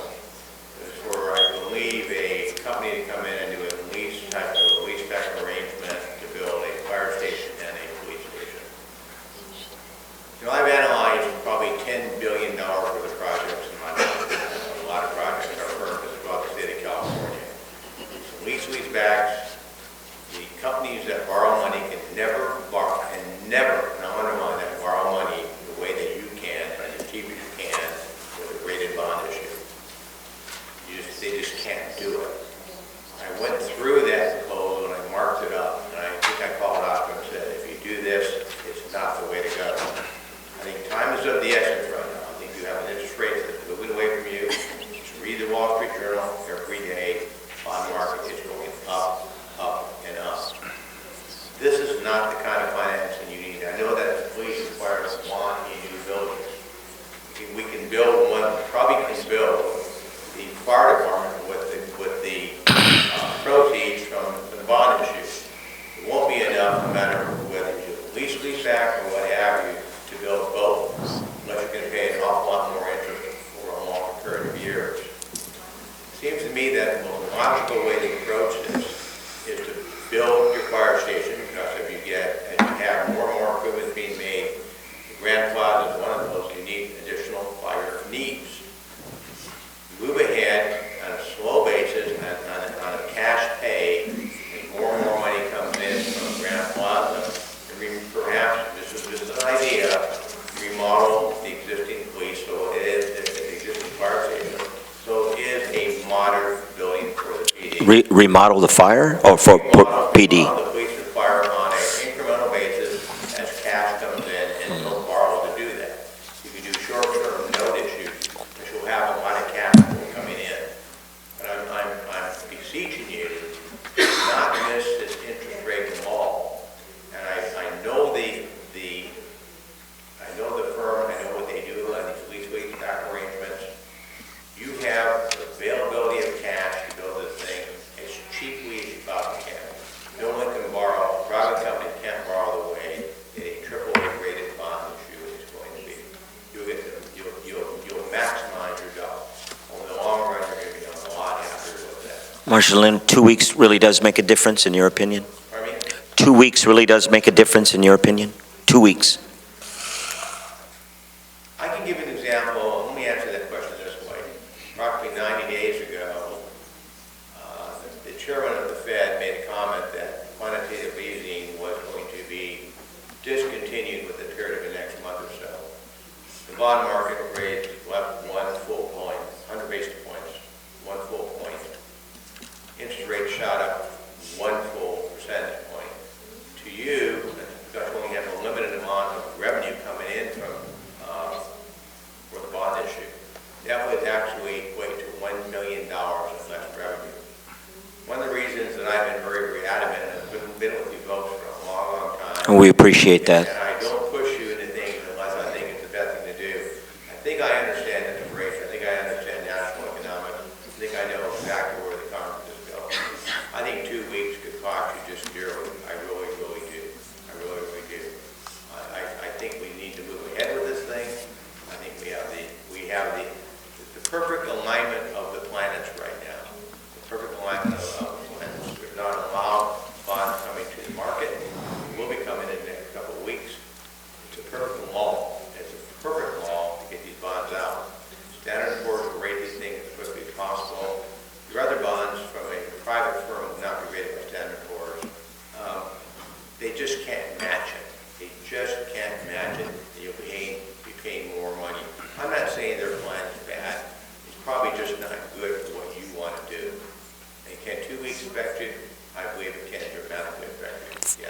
Thank you very much, Marshal Lynn. Chief Mercado, would you like to make any comments? And are you going over there? Okay.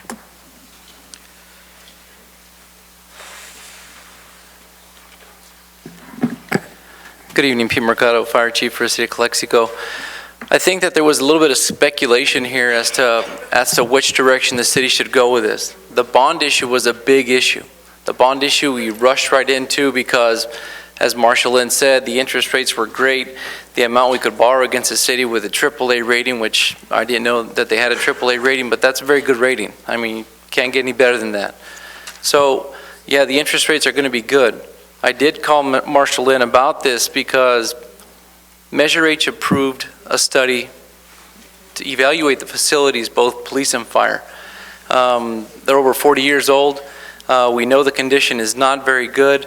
I mean, I've sent this study out to a few different people on past council and attempted again today and over the past few months, but it doesn't seem like it's getting very much attention. And we paid $20,000 for them to evaluate our facilities and tell us that the facilities were pretty much should be dilapidated, at least our end. I think that when you look at this whole project, and I guess the idea is that we bond for the money, or do we consider this lease purchase, or however it is you want a public-private partnership with a company, it at least gave you the option of understanding that there are other options out there. When we're selling this, and I think as a citizen of the city, not only the fire chief, but as a citizen of this city, and you say you're going to bond this money for a public safety facility, and the first words that come out of the mouth of Mr. Lynn are, the projects aren't what's important here. I think that kind of scares me. Because the perception is, both on fire side and on police side, is that, is there any earmark for the facilities to get built? Are we going to end up with, this is all we can afford right now, this is all we're going to be built? That's what concerns us. Now, I don't profess to be any financial expert whatsoever, but I have enough background knowledge to know that you can only build so much with so much money. The problem with the city doing it on their own is that now we may get less of a facility in my eyes because we're subjective to higher wages. We have prevailing wage to build for facilities. We have the time consumption. Our biggest complaint in the city is that we don't have enough staff. There's not enough time. But yet we're going to manage a project or go out to bid for that. So those are biggest concerns for us, really big concerns. So in my eyes, it behooved us to at least hear what this company has to say. They did do the study. They can talk about the study, talk about options. If Mr. Rodriguez and Mr. Lynn feel that it's not in the best financial interest of the city, then at that point, you guys can make a better decision. That's what we're after here. I don't oppose the bond. I don't oppose the public-private partnership. I just want you to make an informed decision. There's a lot of money that was put out there and a lot of staff time, both on their end and everything else, but I think that it at least was in the best interest for you to hear both sides of it. I agree. When is the next Measure H meeting, City Manager? I think it's the third Monday of every month. So help me, it will be before our next council meeting? Yes? It would be... The 18th? No. Yesterday was the third Monday. Yesterday was the third Monday. So will we have or can we call a Measure H meeting before our next city council meeting? I guess the question would be, yes, we can. I guess the question would be, what are we looking to get from Measure H? Since Measure H already recommended to you this method. Well, but now they have an alternative to see something else. Can they reverse their decision? Yes. Yes? You can always reverse it. We're just at the no last minute. disrespect to the staff. I understand. It is not disrespectful. It's a viable, what I've heard, it's a viable alternative, and I just want them to have the opportunity to present. And like the fire chief says, at that point in time, you give us more background information on them, and we're iffy about what they're saying, then we move ahead with the bonds. I know you want it today because of the interest, but I feel committed to the public to give them that alternative. But that's mine. So is there any other comments? Now, let me understand. There was a motion, my motion to postpone it. You can make the amended. Well, I don't want to amend it. I just want to postpone. I move that we This item. approve. It was seconded by Mr. Castro. We haven't voted on that yet, Mr. Mayor. Okay, so that's what I mean. That was made first. Is that correct? Yes. Okay, all right. So respecting Mayor Pro Tem, he says that there was a motion first to approve the item as it is and a second. Who made the second? Mr. Castro. Mr. Castro made the second. And For so- discussion. For discussion. But you can Okay. Make a second for approval. Oh, okay, and second for approval. Is there anyone at the council that wants We have a to motion say on the floor. anything else on this motion? I like to just a little amend history. it. Well, we still the discussion. We still Okay. discussion. I like to amend it, postpone it for the next meeting.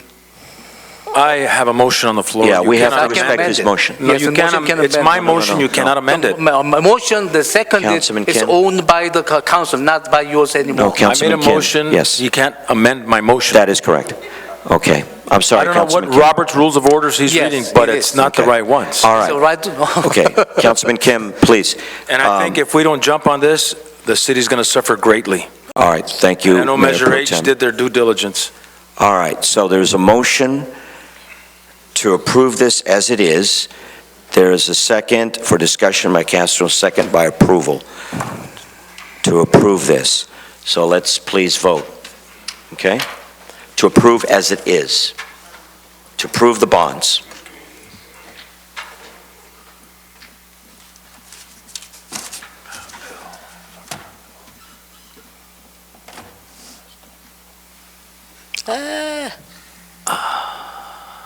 Okay. It is not approved at this time, so I would like to make a motion. Can I make the motion to move it on to the next council meeting? Okay. I would like to make a motion to take this item as it is written on the bond issue and to move it to the next council meeting. Is there a second for that? Second. Okay. So, once again, that motion is made to move this item to the next council meeting. Which is in December, is it not? I believe so. Okay. All right, can we please vote on that? Question, Mr. Hodge. Yes, sir. You have to go to the microphone. Please go to the microphone, Mr. Lee. All those professional underwriters, All right, so I'm standing by, waiting for me to call them tonight, whether things can go or not. I certainly appreciate the comment that was made that maybe should look at various other alternatives, but I will say this. I made a comment in my opening comments that it's not so much the projects that are really appropriate to even discuss. I agree we need a new fire station. I agree that we need a new police station. Whether it can be done with a lease back arrangement or this way. I know from my own experience this is going to be the cheapest way to do it. The issue is tonight, if you have a bond market that's moving, it doesn't wait for you, it doesn't wait for anybody else. Interest rates go up, it's going to cost us more. My comment was, and the suggestion I made to this council from my heart, get the money, put it in the bank, that way you'll have it, and you can go ahead and pick other projects that you want to build at your leisure.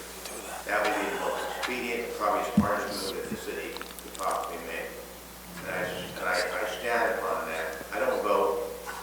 I just get, my role in our 36 years to give you the best professional advice. We're in the market almost daily with bonds, I think I know pretty much what's going on. May I make a comment? sure.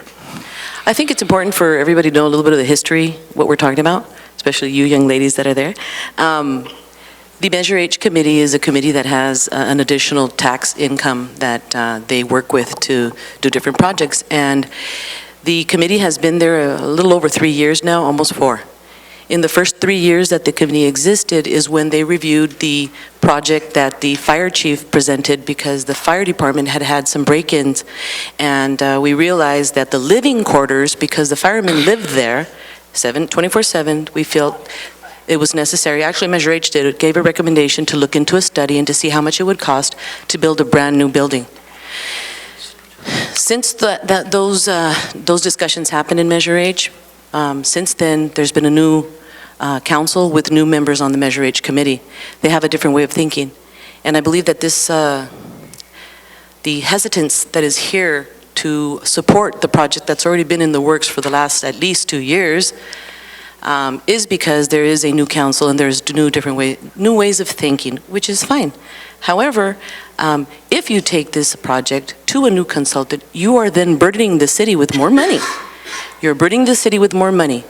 And to come to a point, if you're going to spend a lot more money to look at a second opinion, and then if you come to the agreement that you did not feel comfortable with that second opinion, you just wasted everybody's time. So unfortunately, this is the way we're operating right now, making decisions this way. Again, I feel it's very irresponsible and unfortunate. So it's really hard to progress in a city when you make a lot of different efforts to put things forward, like a new fire station or a new police station, and differences of opinion don't allow you to move forward. So I'm very disappointed today, as I have been many times, and again, I once again apologize that you're putting so much work in there as a professional, with all your heart for this city. You know, we really thank you for Grand Plaza. Without that, you know, I know there was no vote. There was a couple of votes here that didn't support Grand Plaza as well.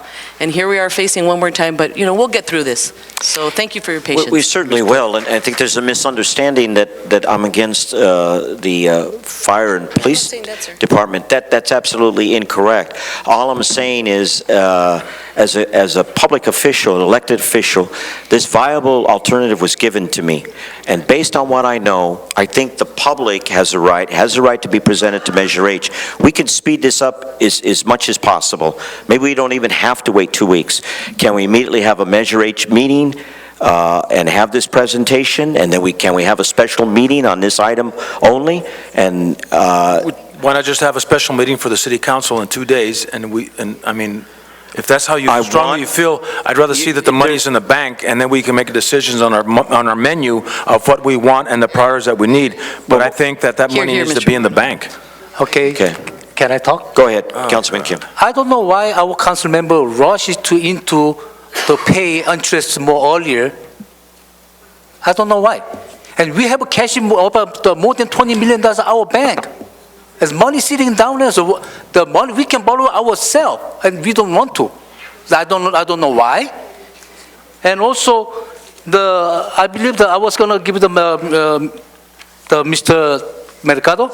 They have a grant, $2.8 million firefighter grant, that size 100 grants.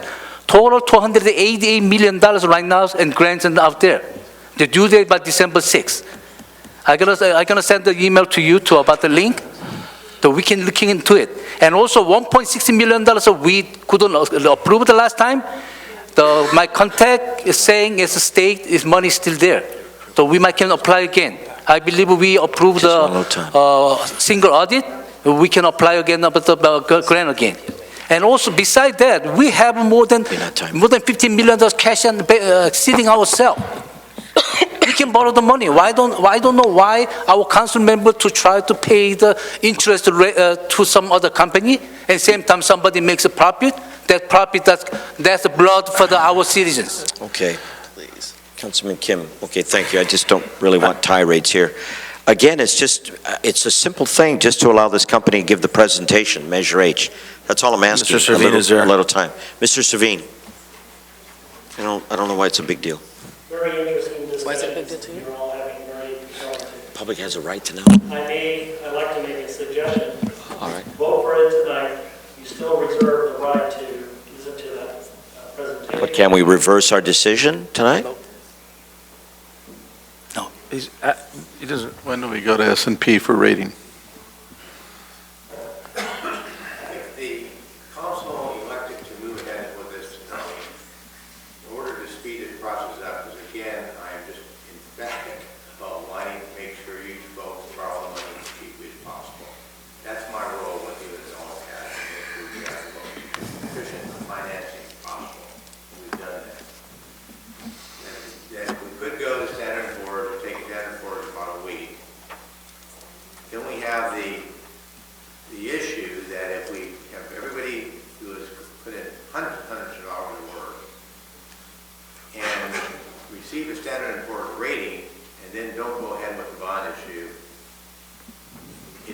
us in a very, very difficult corner of the city that doesn't really want to issue bonds, and it makes it much, much rougher.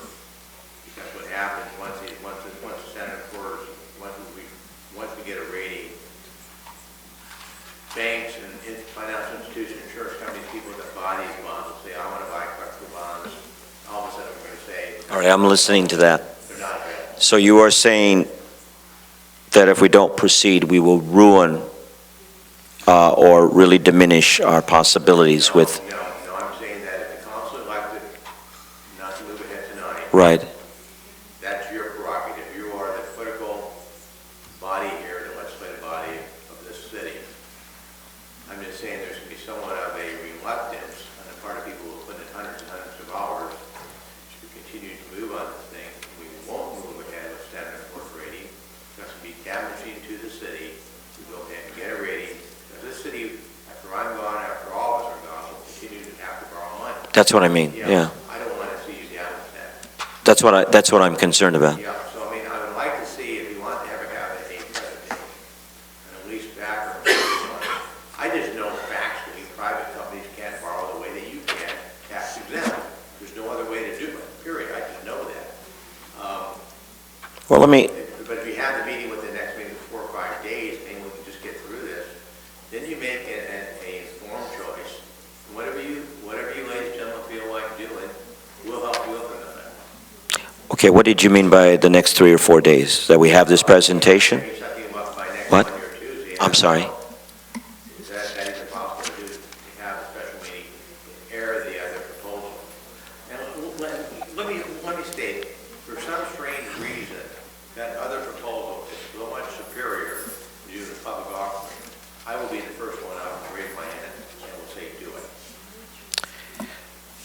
That's my goal to you. Oscar, okay, I'm thinking here, Oscar, please, is how soon could we have the presentation with Measure H, and then how soon could we come back to the council? Timely. We could set a Measure H meeting and then followed by a council meeting for potential action. The very same That day, way, the sir? very same Is that day. what you're saying? And we would have to do that fairly fast because, as you know, the city is only operational Monday and Tuesday of next week. But we also have to reach out to this company to see when they're available. Well, and we would tell them. I mean, if it's that important, they'll be here. So what day would you be expecting the meeting? Well, we're already sitting here at Tuesday, and we got to have notices out. It could be Monday. Monday, the meeting, Measure H, and then immediately after the council? Okay, so today's Tuesday, okay. That's better than 2 weeks. Does that work? Yeah, I just have a question of the chief. I'm all in favor of a new fire department. You guys need to do so, there's no question about it. The goal that I have is make sure that you guys can go as cheaply as possible, still take care of the needs that you have in the next 25, 30, 40 years. I know how these lease-back arrangements go. A lot of people have to hand up, a lot of people have to make profits to do it. I just want to see you guys just get that and destroy it. Mr. Lynn, what you've commented about, I am concerned. I don't want to damage ourselves for future business, but I still feel strongly that there should be this presentation. If we can expedite it, like you're saying, city manager, I know you still don't like the fact that we're postponing, but if we can do it by Monday, and if they are interested, like you say, they will come. So can we do this? Okay, I have a we'll question, call first thing tomorrow and see if we can even do it earlier than that. We got to give them a fair amount of time to come. Well, they've got their presentation Okay. because they sent it to us and we've All right. already reviewed it. So Okay. it's not like they're So it's putting just it a matter of together. traveling on that day? Okay. I have a question, Mr. Mayor. Yes. When and if you have both, I guess, proposals or both, whatever they're going to call them, who decides? Because at this point, it seems as if we're kind of micromanaging our city manager by telling him he needs to do something else. So when we do have both projects then in hand, who would be the deciding, I mean, which one would we go with? We're not skilled to make that decision. Well, and remember that you have to get the financial wherewithal to move forward with any project. Then you would bid the project out. Wouldn't you want to bid the project out? I mean, to see if you're going to get the best proposal. We keep talking about, getting the best proposal, yet we're only talking about one company here. Wouldn't you want to bid it out and find out if there's other companies that are willing to bid on it? But this company wants to give a presentation. Why? But they want to tie us down to them doing the project. All they want to do is give a presentation. But let me learn. But again, the question is, who would be, this is a question for the council. Yeah. Who would be the deciding body? Because I believe that at this us. point, we are micromanaging our manager. It is up to him, his expertise. Don't you, I mean, his Well, I am experience as a definitely manager. very concerned that this item is coming in at the last minute, especially after we've already reviewed the item and our financial consultants have looked at it. It's not like we haven't looked at this. We've already looked at it, and now it's coming up at the last minute when we've done all this work, we're ready to go out onto the market, and now all of a sudden this comes up. So yes, it definitely concerns me that this is coming up at the very last minute, and I didn't get it before. City manager, it would be presented to Measure H, and then at that point, they would make a recommendation? Is that how that works? Well, it's actually the council who's going to vote on the financing. The Measure H already voted on it. They said to move forward on it. Mr. Hodge. Okay, but they haven't had that opportunity to see the other alternative. Yeah, that's, can I talk? Okay, 2 minutes, sir, because we're wearing ourselves down, but go ahead, 2 minutes. You see, everybody was talking, I'm not going to have a limit again. Okay, thank you. Very simple. We have other option. And Ms. Hurtado framing, so we are micromanaging. We are not micromanaging. We are the one responsible to make the decision for the final decision for the community. If we have another option, we didn't see it, we have to have open mind to get the best benefit of the community. That's our fully duty. In case of management intentionally hide it, then we have to tap on that one too. But I don't think they've been intentionally hide it. Last moment they came in, we have to review more options. We have a lot of options besides borrowing the money. Even the tax exempt money, we can have we can have money. I mean, we don't have to pay the interest. So we have a lot of different ways to build our own police and fire stations. All right, thank you, Councilman Kim. So at this point, we have voted to move it to the next time, and I am concerned about the timing, so I would like, go ahead, City Attorney. You haven't taken a vote to continue it. The vote that was voted on failed. I'm sorry. Okay, so where are we now, City Attorney? I believe there was I don't remember. There was a motion about continuing it. I don't remember if someone seconded it. Oh, okay. But I know the prior motion did not pass, so someone can make a new motion since the prior motion didn't pass. Or just simply give us direction to set up a meeting as soon as possible. I would like that. You have a speaker, Mr. Mayor? Okay, we have a speaker.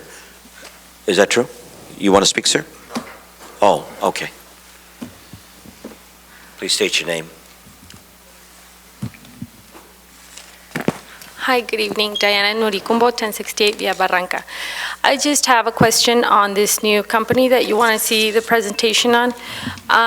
If they're going to present and are going to be considered by the city for any contract or any business with the city, then I agree with what the city manager was saying is that, and I believe it would be required by ordinance, that it would have to go out for bid. So if you're going to allow them to present and then possibly enter into some type of city business with them, then I as a citizen here demand that it go out for bid. Otherwise, I'm going to have some questions about how you came up with this company and why you're presenting them exclusively to come and present to us, to the citizens, not just you, because we're holding you accountable, but we're the citizens. And That's my concern. So if you're going to allow this company to come out and present, I would like to see it go out for bid. Absolutely. Thank you. Okay, I'm fine with that.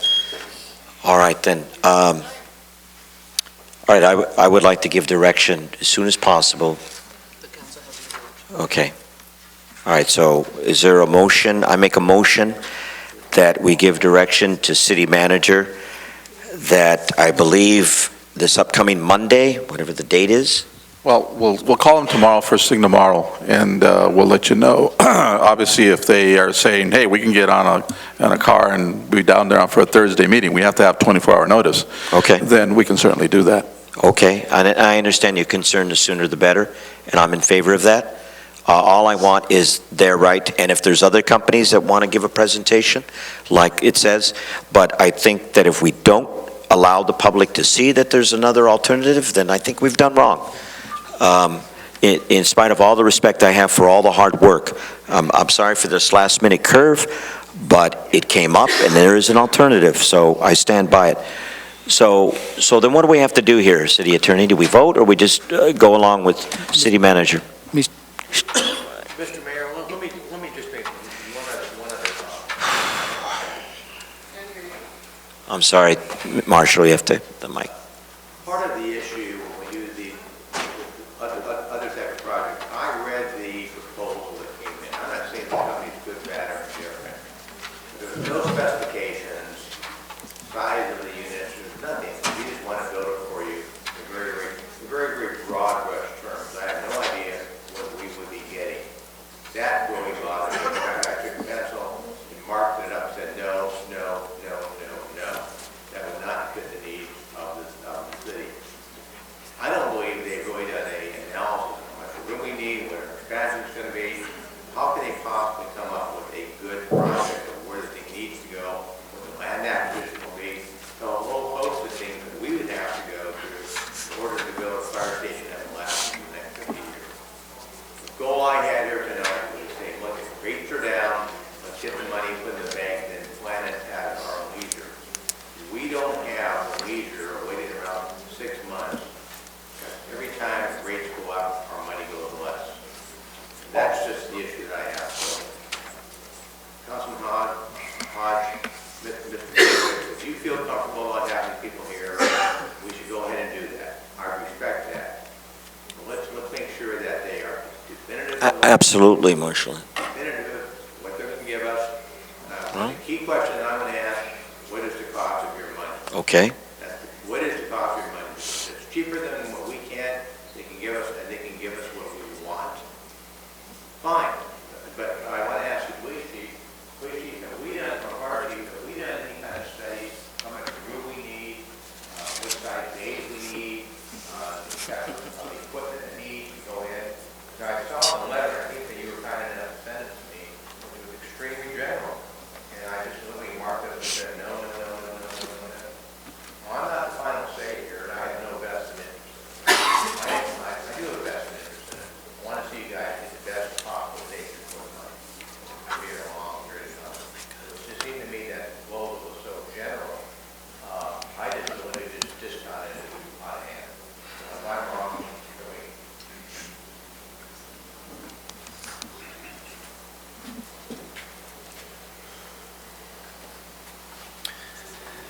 Okay, so I guess some of the concerns are in that there was no assessment done on the total square footage needed. Our footprint right now we know is too small. The footprint for the police department is too small. I guess what the concerns were, and I think that there is a lot of justification in what this lady said, is that yeah, it does have to go out to bid. We're not soliciting a company to come build our facility. That's not what the intention is. Just a presentation. The intention is that they have a report saying we need a new facility. The problem is we don't know what size facility we need. We don't know what size facility the police department needs. Now, the public safety facility is only one component of that bond. And I think that's where it was convoluted. It's one component of that bond. The problem is that we don't know how much will be allotted. It's estimated. Public safety facility, Public Works, Recreation. miscellaneous, and recreation and parks. That's, I think, what concerned a lot of people. We don't know what the facility is going to cost, but that's our only concern. We don't know. This company that we are offering to you to listen to what the report is, it's not to say we have a better bond rating. We discussed this over the phone, Mr. Lind, and you did explain that, you know, our interest rate is 2%, there's going to be 4% for the development services agreement. We're not entering any agreements. No. We want to hear what they have to say. That's all. Correct, but we just don't know what type of facility we want. You are correct. This is only one component of that bond. That's all we're saying. So they're going to come in, they're going to say, you know, the facility's in bad shape, they need a new one. We don't know what we need. We don't know what we need. And that's what the idea behind the bond was how much are you going to estimate? You're going to borrow $11 million, and we don't know how much we're going to need. Chief Mercado, based on this company doing the feasibility study, if they give a presentation, would they be able to discern what you need? Not at this point. They alluded to, Councilwoman here, they alluded to that we're going to spend more money for another bond. For another study. Someone is going to have to come and study what our needs are. It's going to have to be a needs assessment study for our facilities. Square footage based on living, based on eating, based on apparatus, based on what the police department needs. So there's going to be another study involved. There has to be yes, another there are. study. There is going to be an expense. No doubt about it. I understand the concept here of borrowing money, put in the bank. I guess it's just the allotment. There hasn't been any conversations as to what is going to be allotted into what general purpose. Put the money in the bank, what fears, and I'll speak on behalf of the city employees here, is our fears is that we don't know where that money's going to go. So we talk about transparency, we don't know where that money's going to go. So that, I think, scares people. Okay, and being rushed into this, as you mentioned, is I don't know where that sits, but this company coming in wants to report their findings. They haven't had an opportunity to do it other than in a written format. They are not bonds people. They're not going to sell a bond. We're not going to be able to borrow money from them. It's a public company. We'd have to go out to bid, just like and I agree with that. Alluded to. But we just don't know what the facility is going to cost because there's going to have to be another study for that. All right. Thank you very much, Chief Mercado. Thank you. Okay, so where are we? Okay. I just as a follow-up to that, I understand that there is no actual amount because we don't know what that actual amount is. In any bond issue, you will not say this specific amount is for this. Kind of like the swimming pool bond issue. It says we will utilize it for the swimming pool bond or other capital improvements. You're never going to get to that amount. The money will be available. It will go through Measure H for a recommendation and then to council for final approval. All we're saying is get the cheap money today. You will have a presentation, and what they will present to you is we visually looked at that building and you got a terrible building because they didn't do any more than that. And they're going to say, we can go ahead and build it to you. That's what you're going to hear. They're not going to be able to tell you this is what you're building because you have to do the needs assessment. So if the concern is that where's the money going to go, the money's going to go where Measure H recommends and the council approves. That's where it's going to go. And we already have in our bond issue that it's going to be used for police and fire. So again, the question is we can talk about this and talk about it and talk about it. All we're doing is delaying and potentially it's going to cost us money. And that's all we're saying. But we'll set up the meeting for Thursday if we can. So that's what you're going to hear. Okay. I would like that. That's all I want is just to give them the opportunity. I appreciate Chief Mercado's backup on that. And will this item be brought back so we can either take action? We will have it on Thursday. We'll have a Measure H meeting first so they can make their presentation. Or actually, you can have it at a council meeting. You can have the council meeting presentation and then whether you want to take action right after that. Okay. So we can do it that way, and we can invite Measure H if you'd like. Because Measure H is, like I said, Measure H already recommended it, and council already approved it. But we can have a special council meeting, we'll invite them, if they can make it on Thursday, we'll put it on for a presentation, and then potential action. I know I threw a curve here, but as soon as we can do it, okay? So all right? Just to recap, Mayor? Yes. Just to recap, what you're asking for then is It's just the presentation, that's it. I know, but I'm still not clear who these people are. Well, they're going to let us know. Who are these people, Mr. Rodriguez? They're the ones that did the feasibility Mr. study. Rodriguez? Chief Mercado, did you leave? Mr. Rodriguez? I have a question. Yeah. The company that they're asking to do a presentation, who are they again? I'm sorry, I don't even know what we're talking They're the about. company who did the study, What study? Feasibility. the feasibility study. We want to bring that same company back? They're going to come back to you, and they're going to tell you, we And are you visually looked talking- at the building, you need a new building. That's what Okay, they're going to Are you tell talking you. about the feasibility study to build the project, not the agenda item of today? Because the agenda item today is about Is to voting approve to the get the financing. money.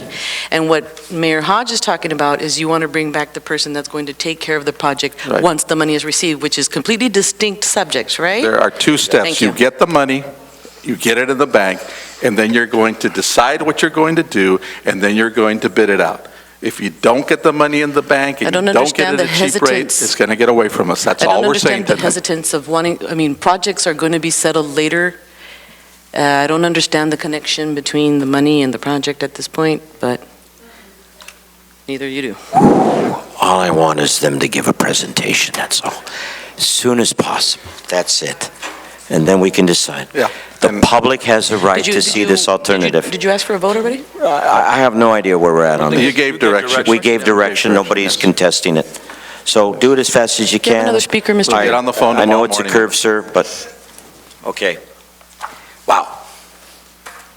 I'm sorry, I just want to ask, what does one thing have to do with another, Mr. Hodge?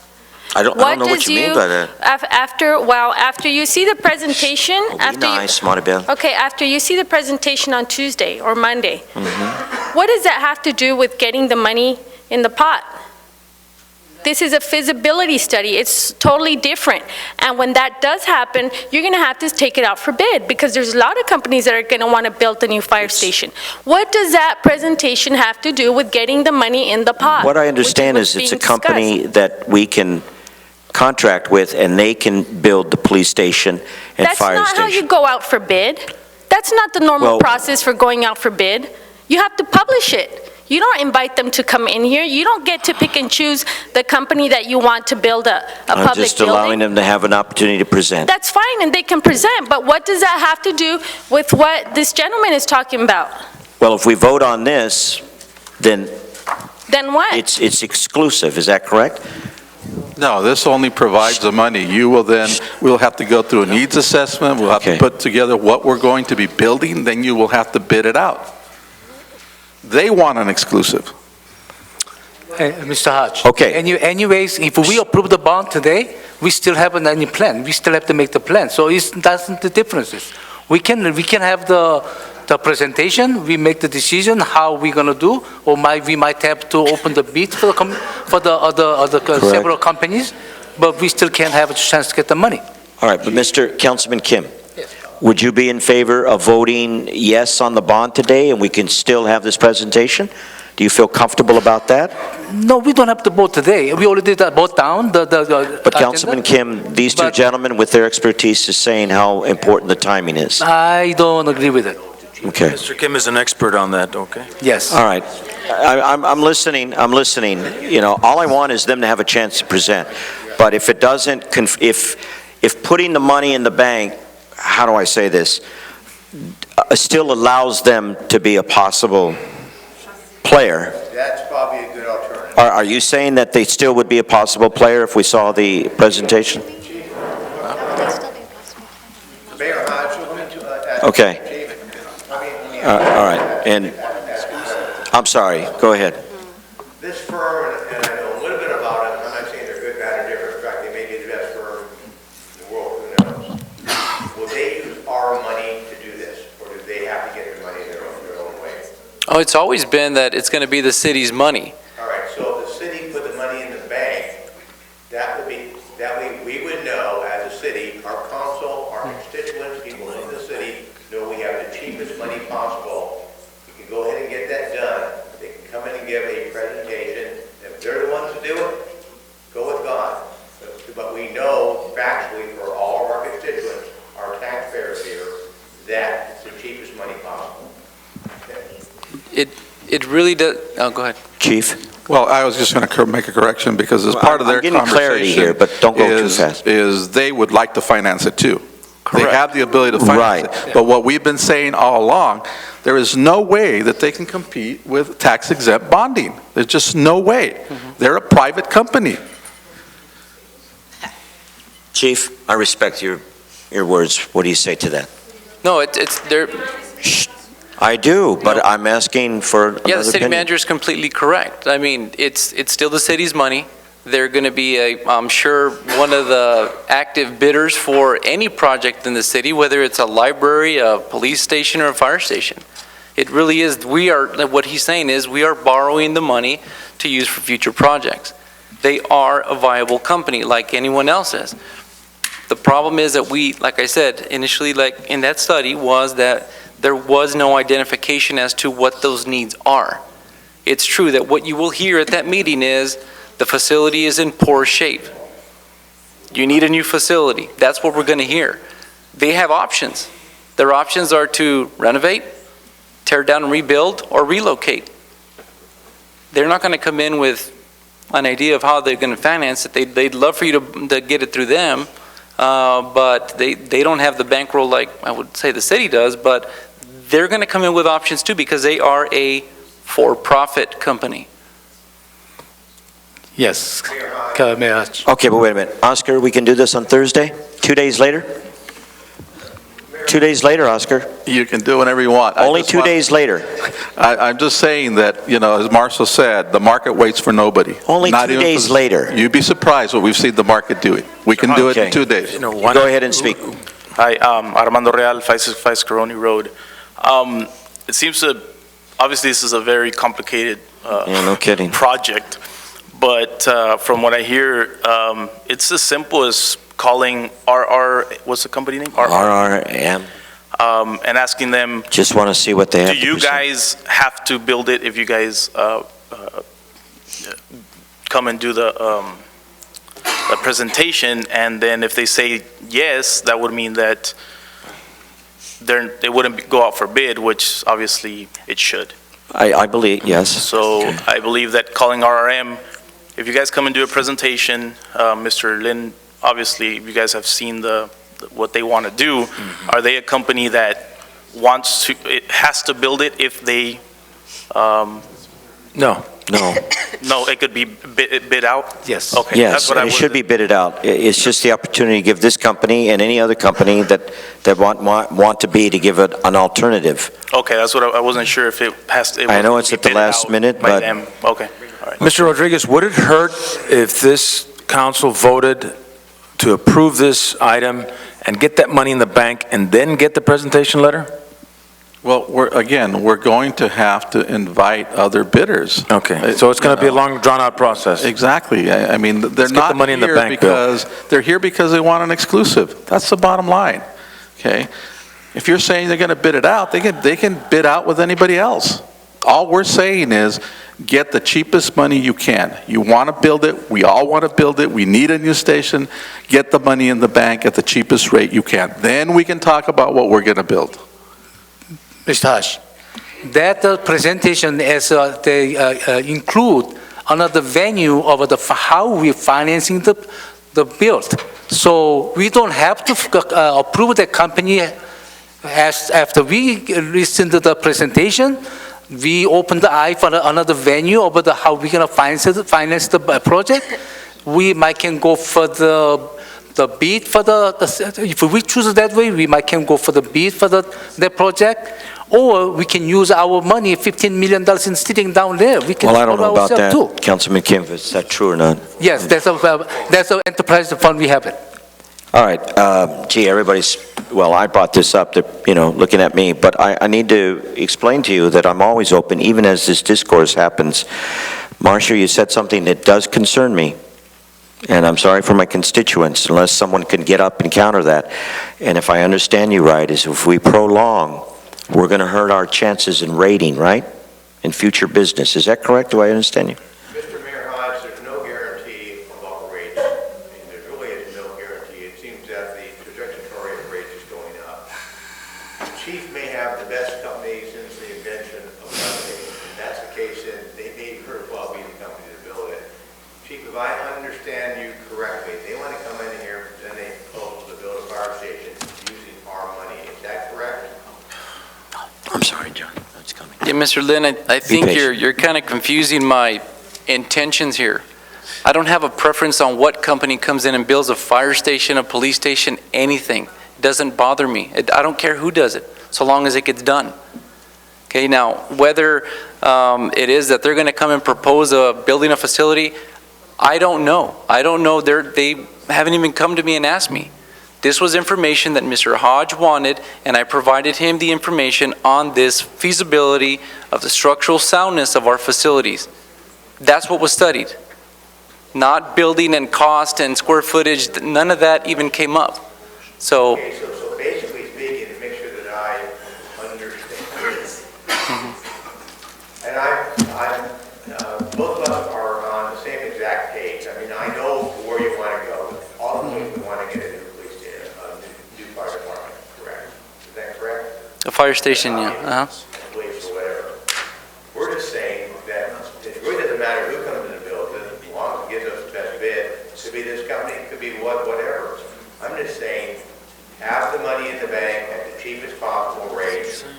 Then I know that, but there's an issue. Choosing Okay. who will actually build the fire station. But let's be honest, there is an issue here of, do we want a bond, or do we want to have a private partnership with a possible company? And I know that would prolong the process. That really is the issue, right, Chief? Yeah, that's a policy issue. I can't speak to that. All right, Mr. Duran, do you want to say something? And then we have to put closure to this. Yes. I just wanted to add to what Chief Mercado is saying here. That's what it comes down to. Pardon? No. Go ahead. No interruption. What it comes down to is going to be that, is to deciding whether you're going to vote on a bond or not. It doesn't matter who comes and builds it. The issue is, let it get built. The reason for wanting to have this thing done was to give an alternative source to the bond. Because like Chief Mercado said, there was a concern of how the money might be spent should it be bonded. You know, Mr. Lynch over there says, you know, that he has no interest in this, but everybody has an interest in this. So it should be not rushed into, I know time and everything, but can you 100% say that our credit rating or our ability to get loans in the future Can I ask a question? is going to damage the city's credit rating, like you say? No. Exactly. So there's always a gamble in doing business, so, you know, let's not scare everybody into believing that by not bonding it today, that we're forever going to be doomed. No, that was not the intent at all. I think that you completely misunderstood what I was. He's just asking a question, Maritza. That is now, that's the determination that the council needs to make. We borrow at the lowest rate, don't we borrow at the lowest rate? It really doesn't matter who bids it and who builds it. We are just the financing arm. That's all the city is a financing arm, period. It's like when you go out and shop for a mortgage for your house, you're going to go to the bank and it's going to give you the lowest possible rate, correct? Okay. The city is the bank. Wow. Chief, I know I'm the swing vote here, but look, if we let this company give the presentation, it might open a whole Pandora's box, and then we mess up the whole process, prolong. You may not get your fire department. I mean, I'm worried about expediency or creating a mess, open up a Pandora's box. I'm beginning to get worried about that. Can you respond to that? Is there a question? The question is, it's going to be real timely if we allow the company to give the presentation, and then there is indecisiveness, and then we have to go out to bid, or we have to really, we're going to wrestle, the community is going to wrestle with whether we want a bond or private partnership. And I am a little concerned about creating a division, creating a whirlwind, and having this just keep going on and on. Well, I think that, you know, a few things came up is that we have a lot of talented staff that can make very informed decisions. And some of those decisions are going to be based on tonight, whether you go out to bond or whether you wait another week to hear information that, you know, may or may not persuade you to bond $8 million versus $12 million or $2 million. That's entirely up to you. I think that together, if you do bond for this money, that you work collectively on making some very sound decisions on how you're spending that money. Those projects should be prioritized based upon what Well, I the thought city they were. manager. Well, I'm trying to give you an idea of what should be done. Yeah, I thought they were. You know, and I think those projects should be prioritized and funded accordingly.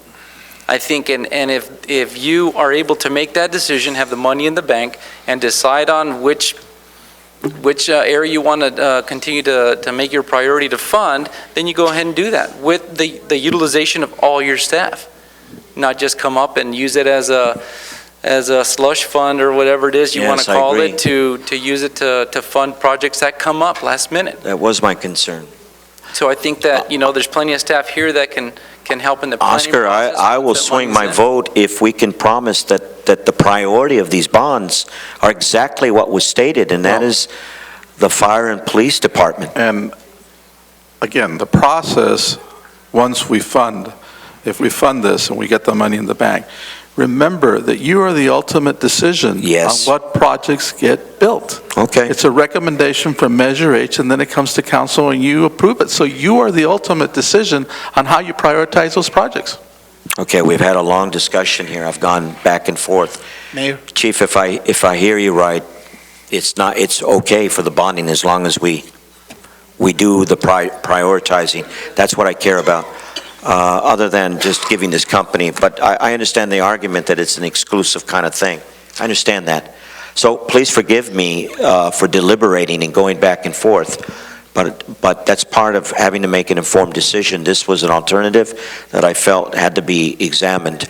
And Mayor, you're absolutely right, but I think that's Oscar, I think summed it up. The ultimate decision is up to the five of you where these proceeds go.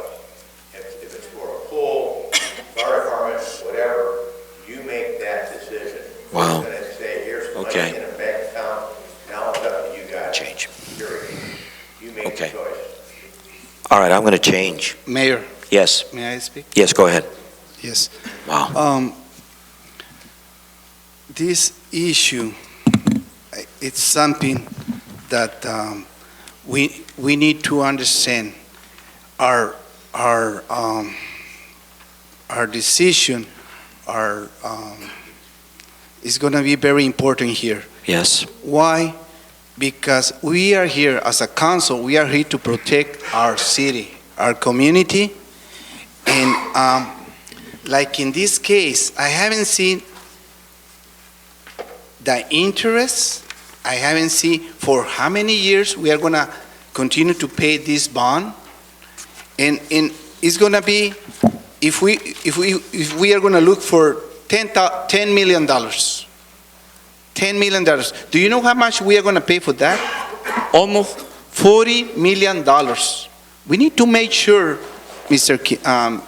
Mayor Hash, we need to make sure in our decision. We are here, we are not here to protect company. We are here to protect our citizens, the taxpayers. I mean, we need to clarify to our people that if we have some other option, we need to look for those options. We don't need to just hear just one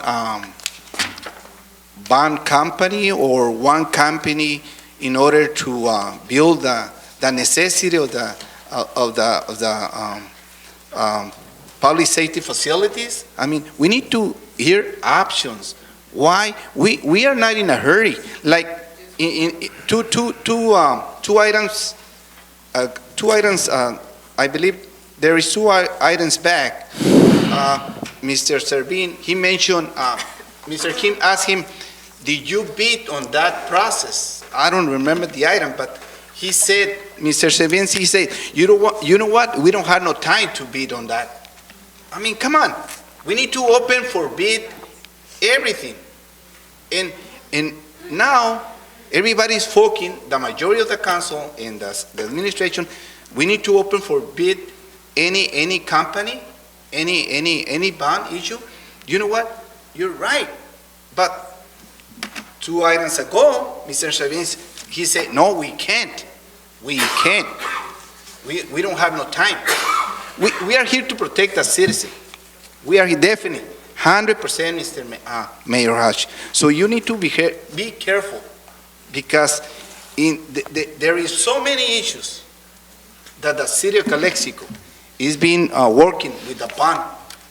And the people, the truth, the people, I respect the people, but the majority of the people, they don't know exactly what's going on. I mean, we are going to pay in the bond for 30, 40 years. Guess what? With that money, we can get benefit, projects, and so many programs for the citizens. That is my concern. So we need to be careful. Mr. Mayor, once we bond... Let me finish. Okay, go ahead. I'm sorry. Finish. Go ahead, Councilman Castro. There is so many bond issues we have here in the city of Calexico. So many bond issues and bad issues. And the majority of the people, they don't know. They don't know.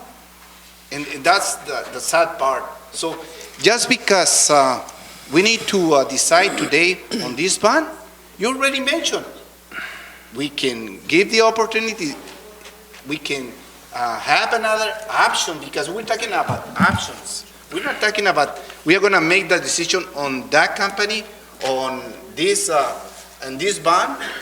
Okay, Councilman Castro, are you concerned about prolonging or the timing? Not exactly prolonging, Mr.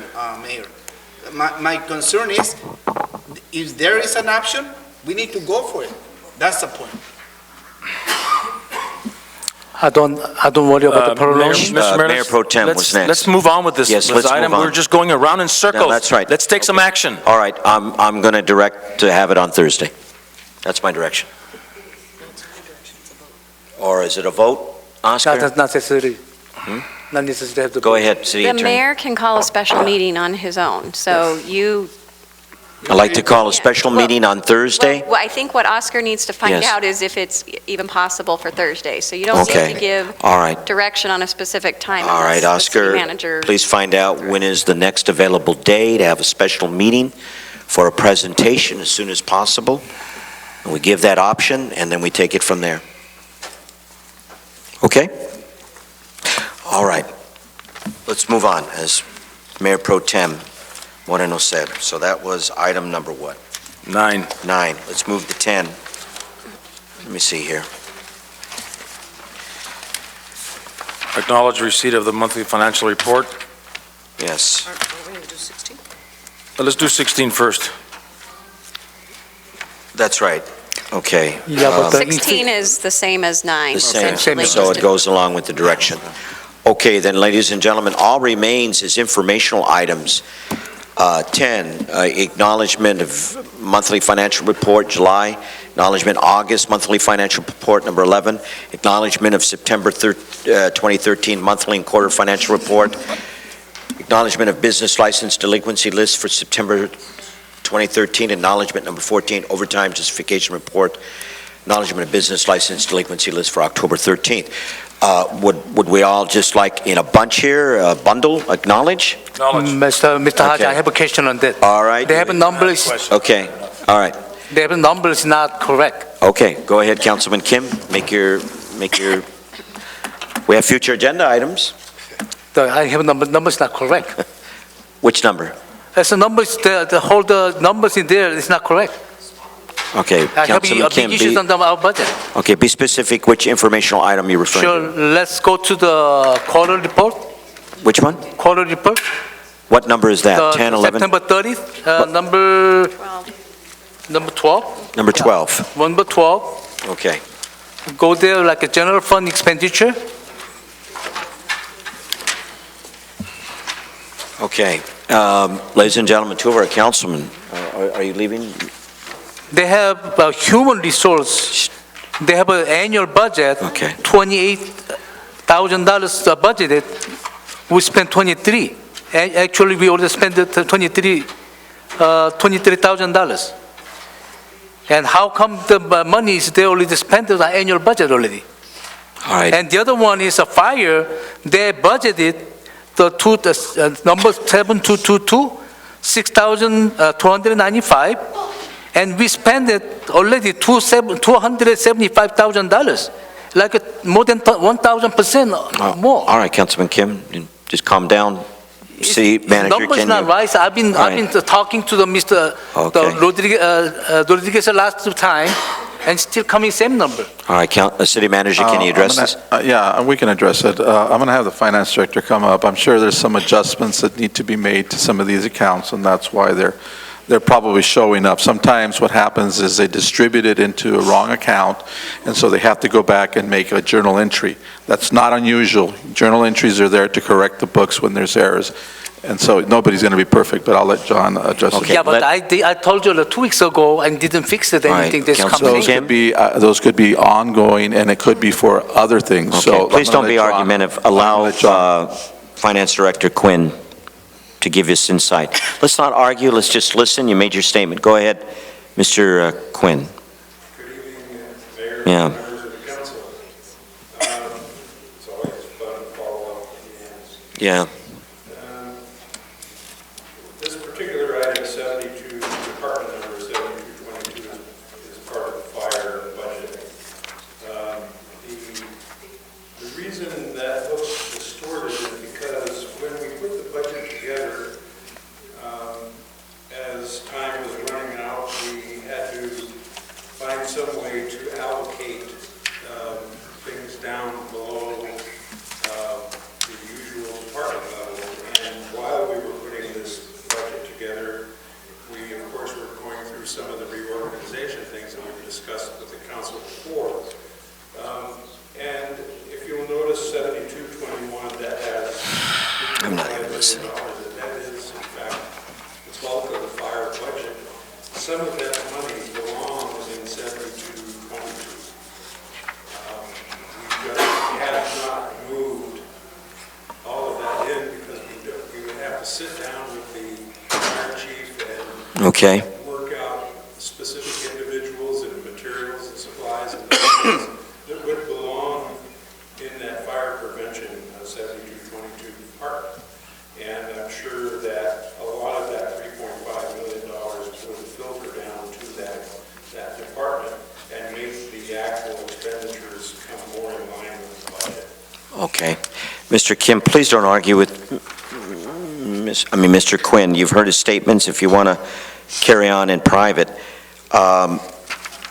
Okay, once again, we're acknowledging these items, but let me state for the record, I, as a councilman or mayor, and I believe my other council members, if we disagreed on an item our fellow council item members wanted and they won, I would never walk out.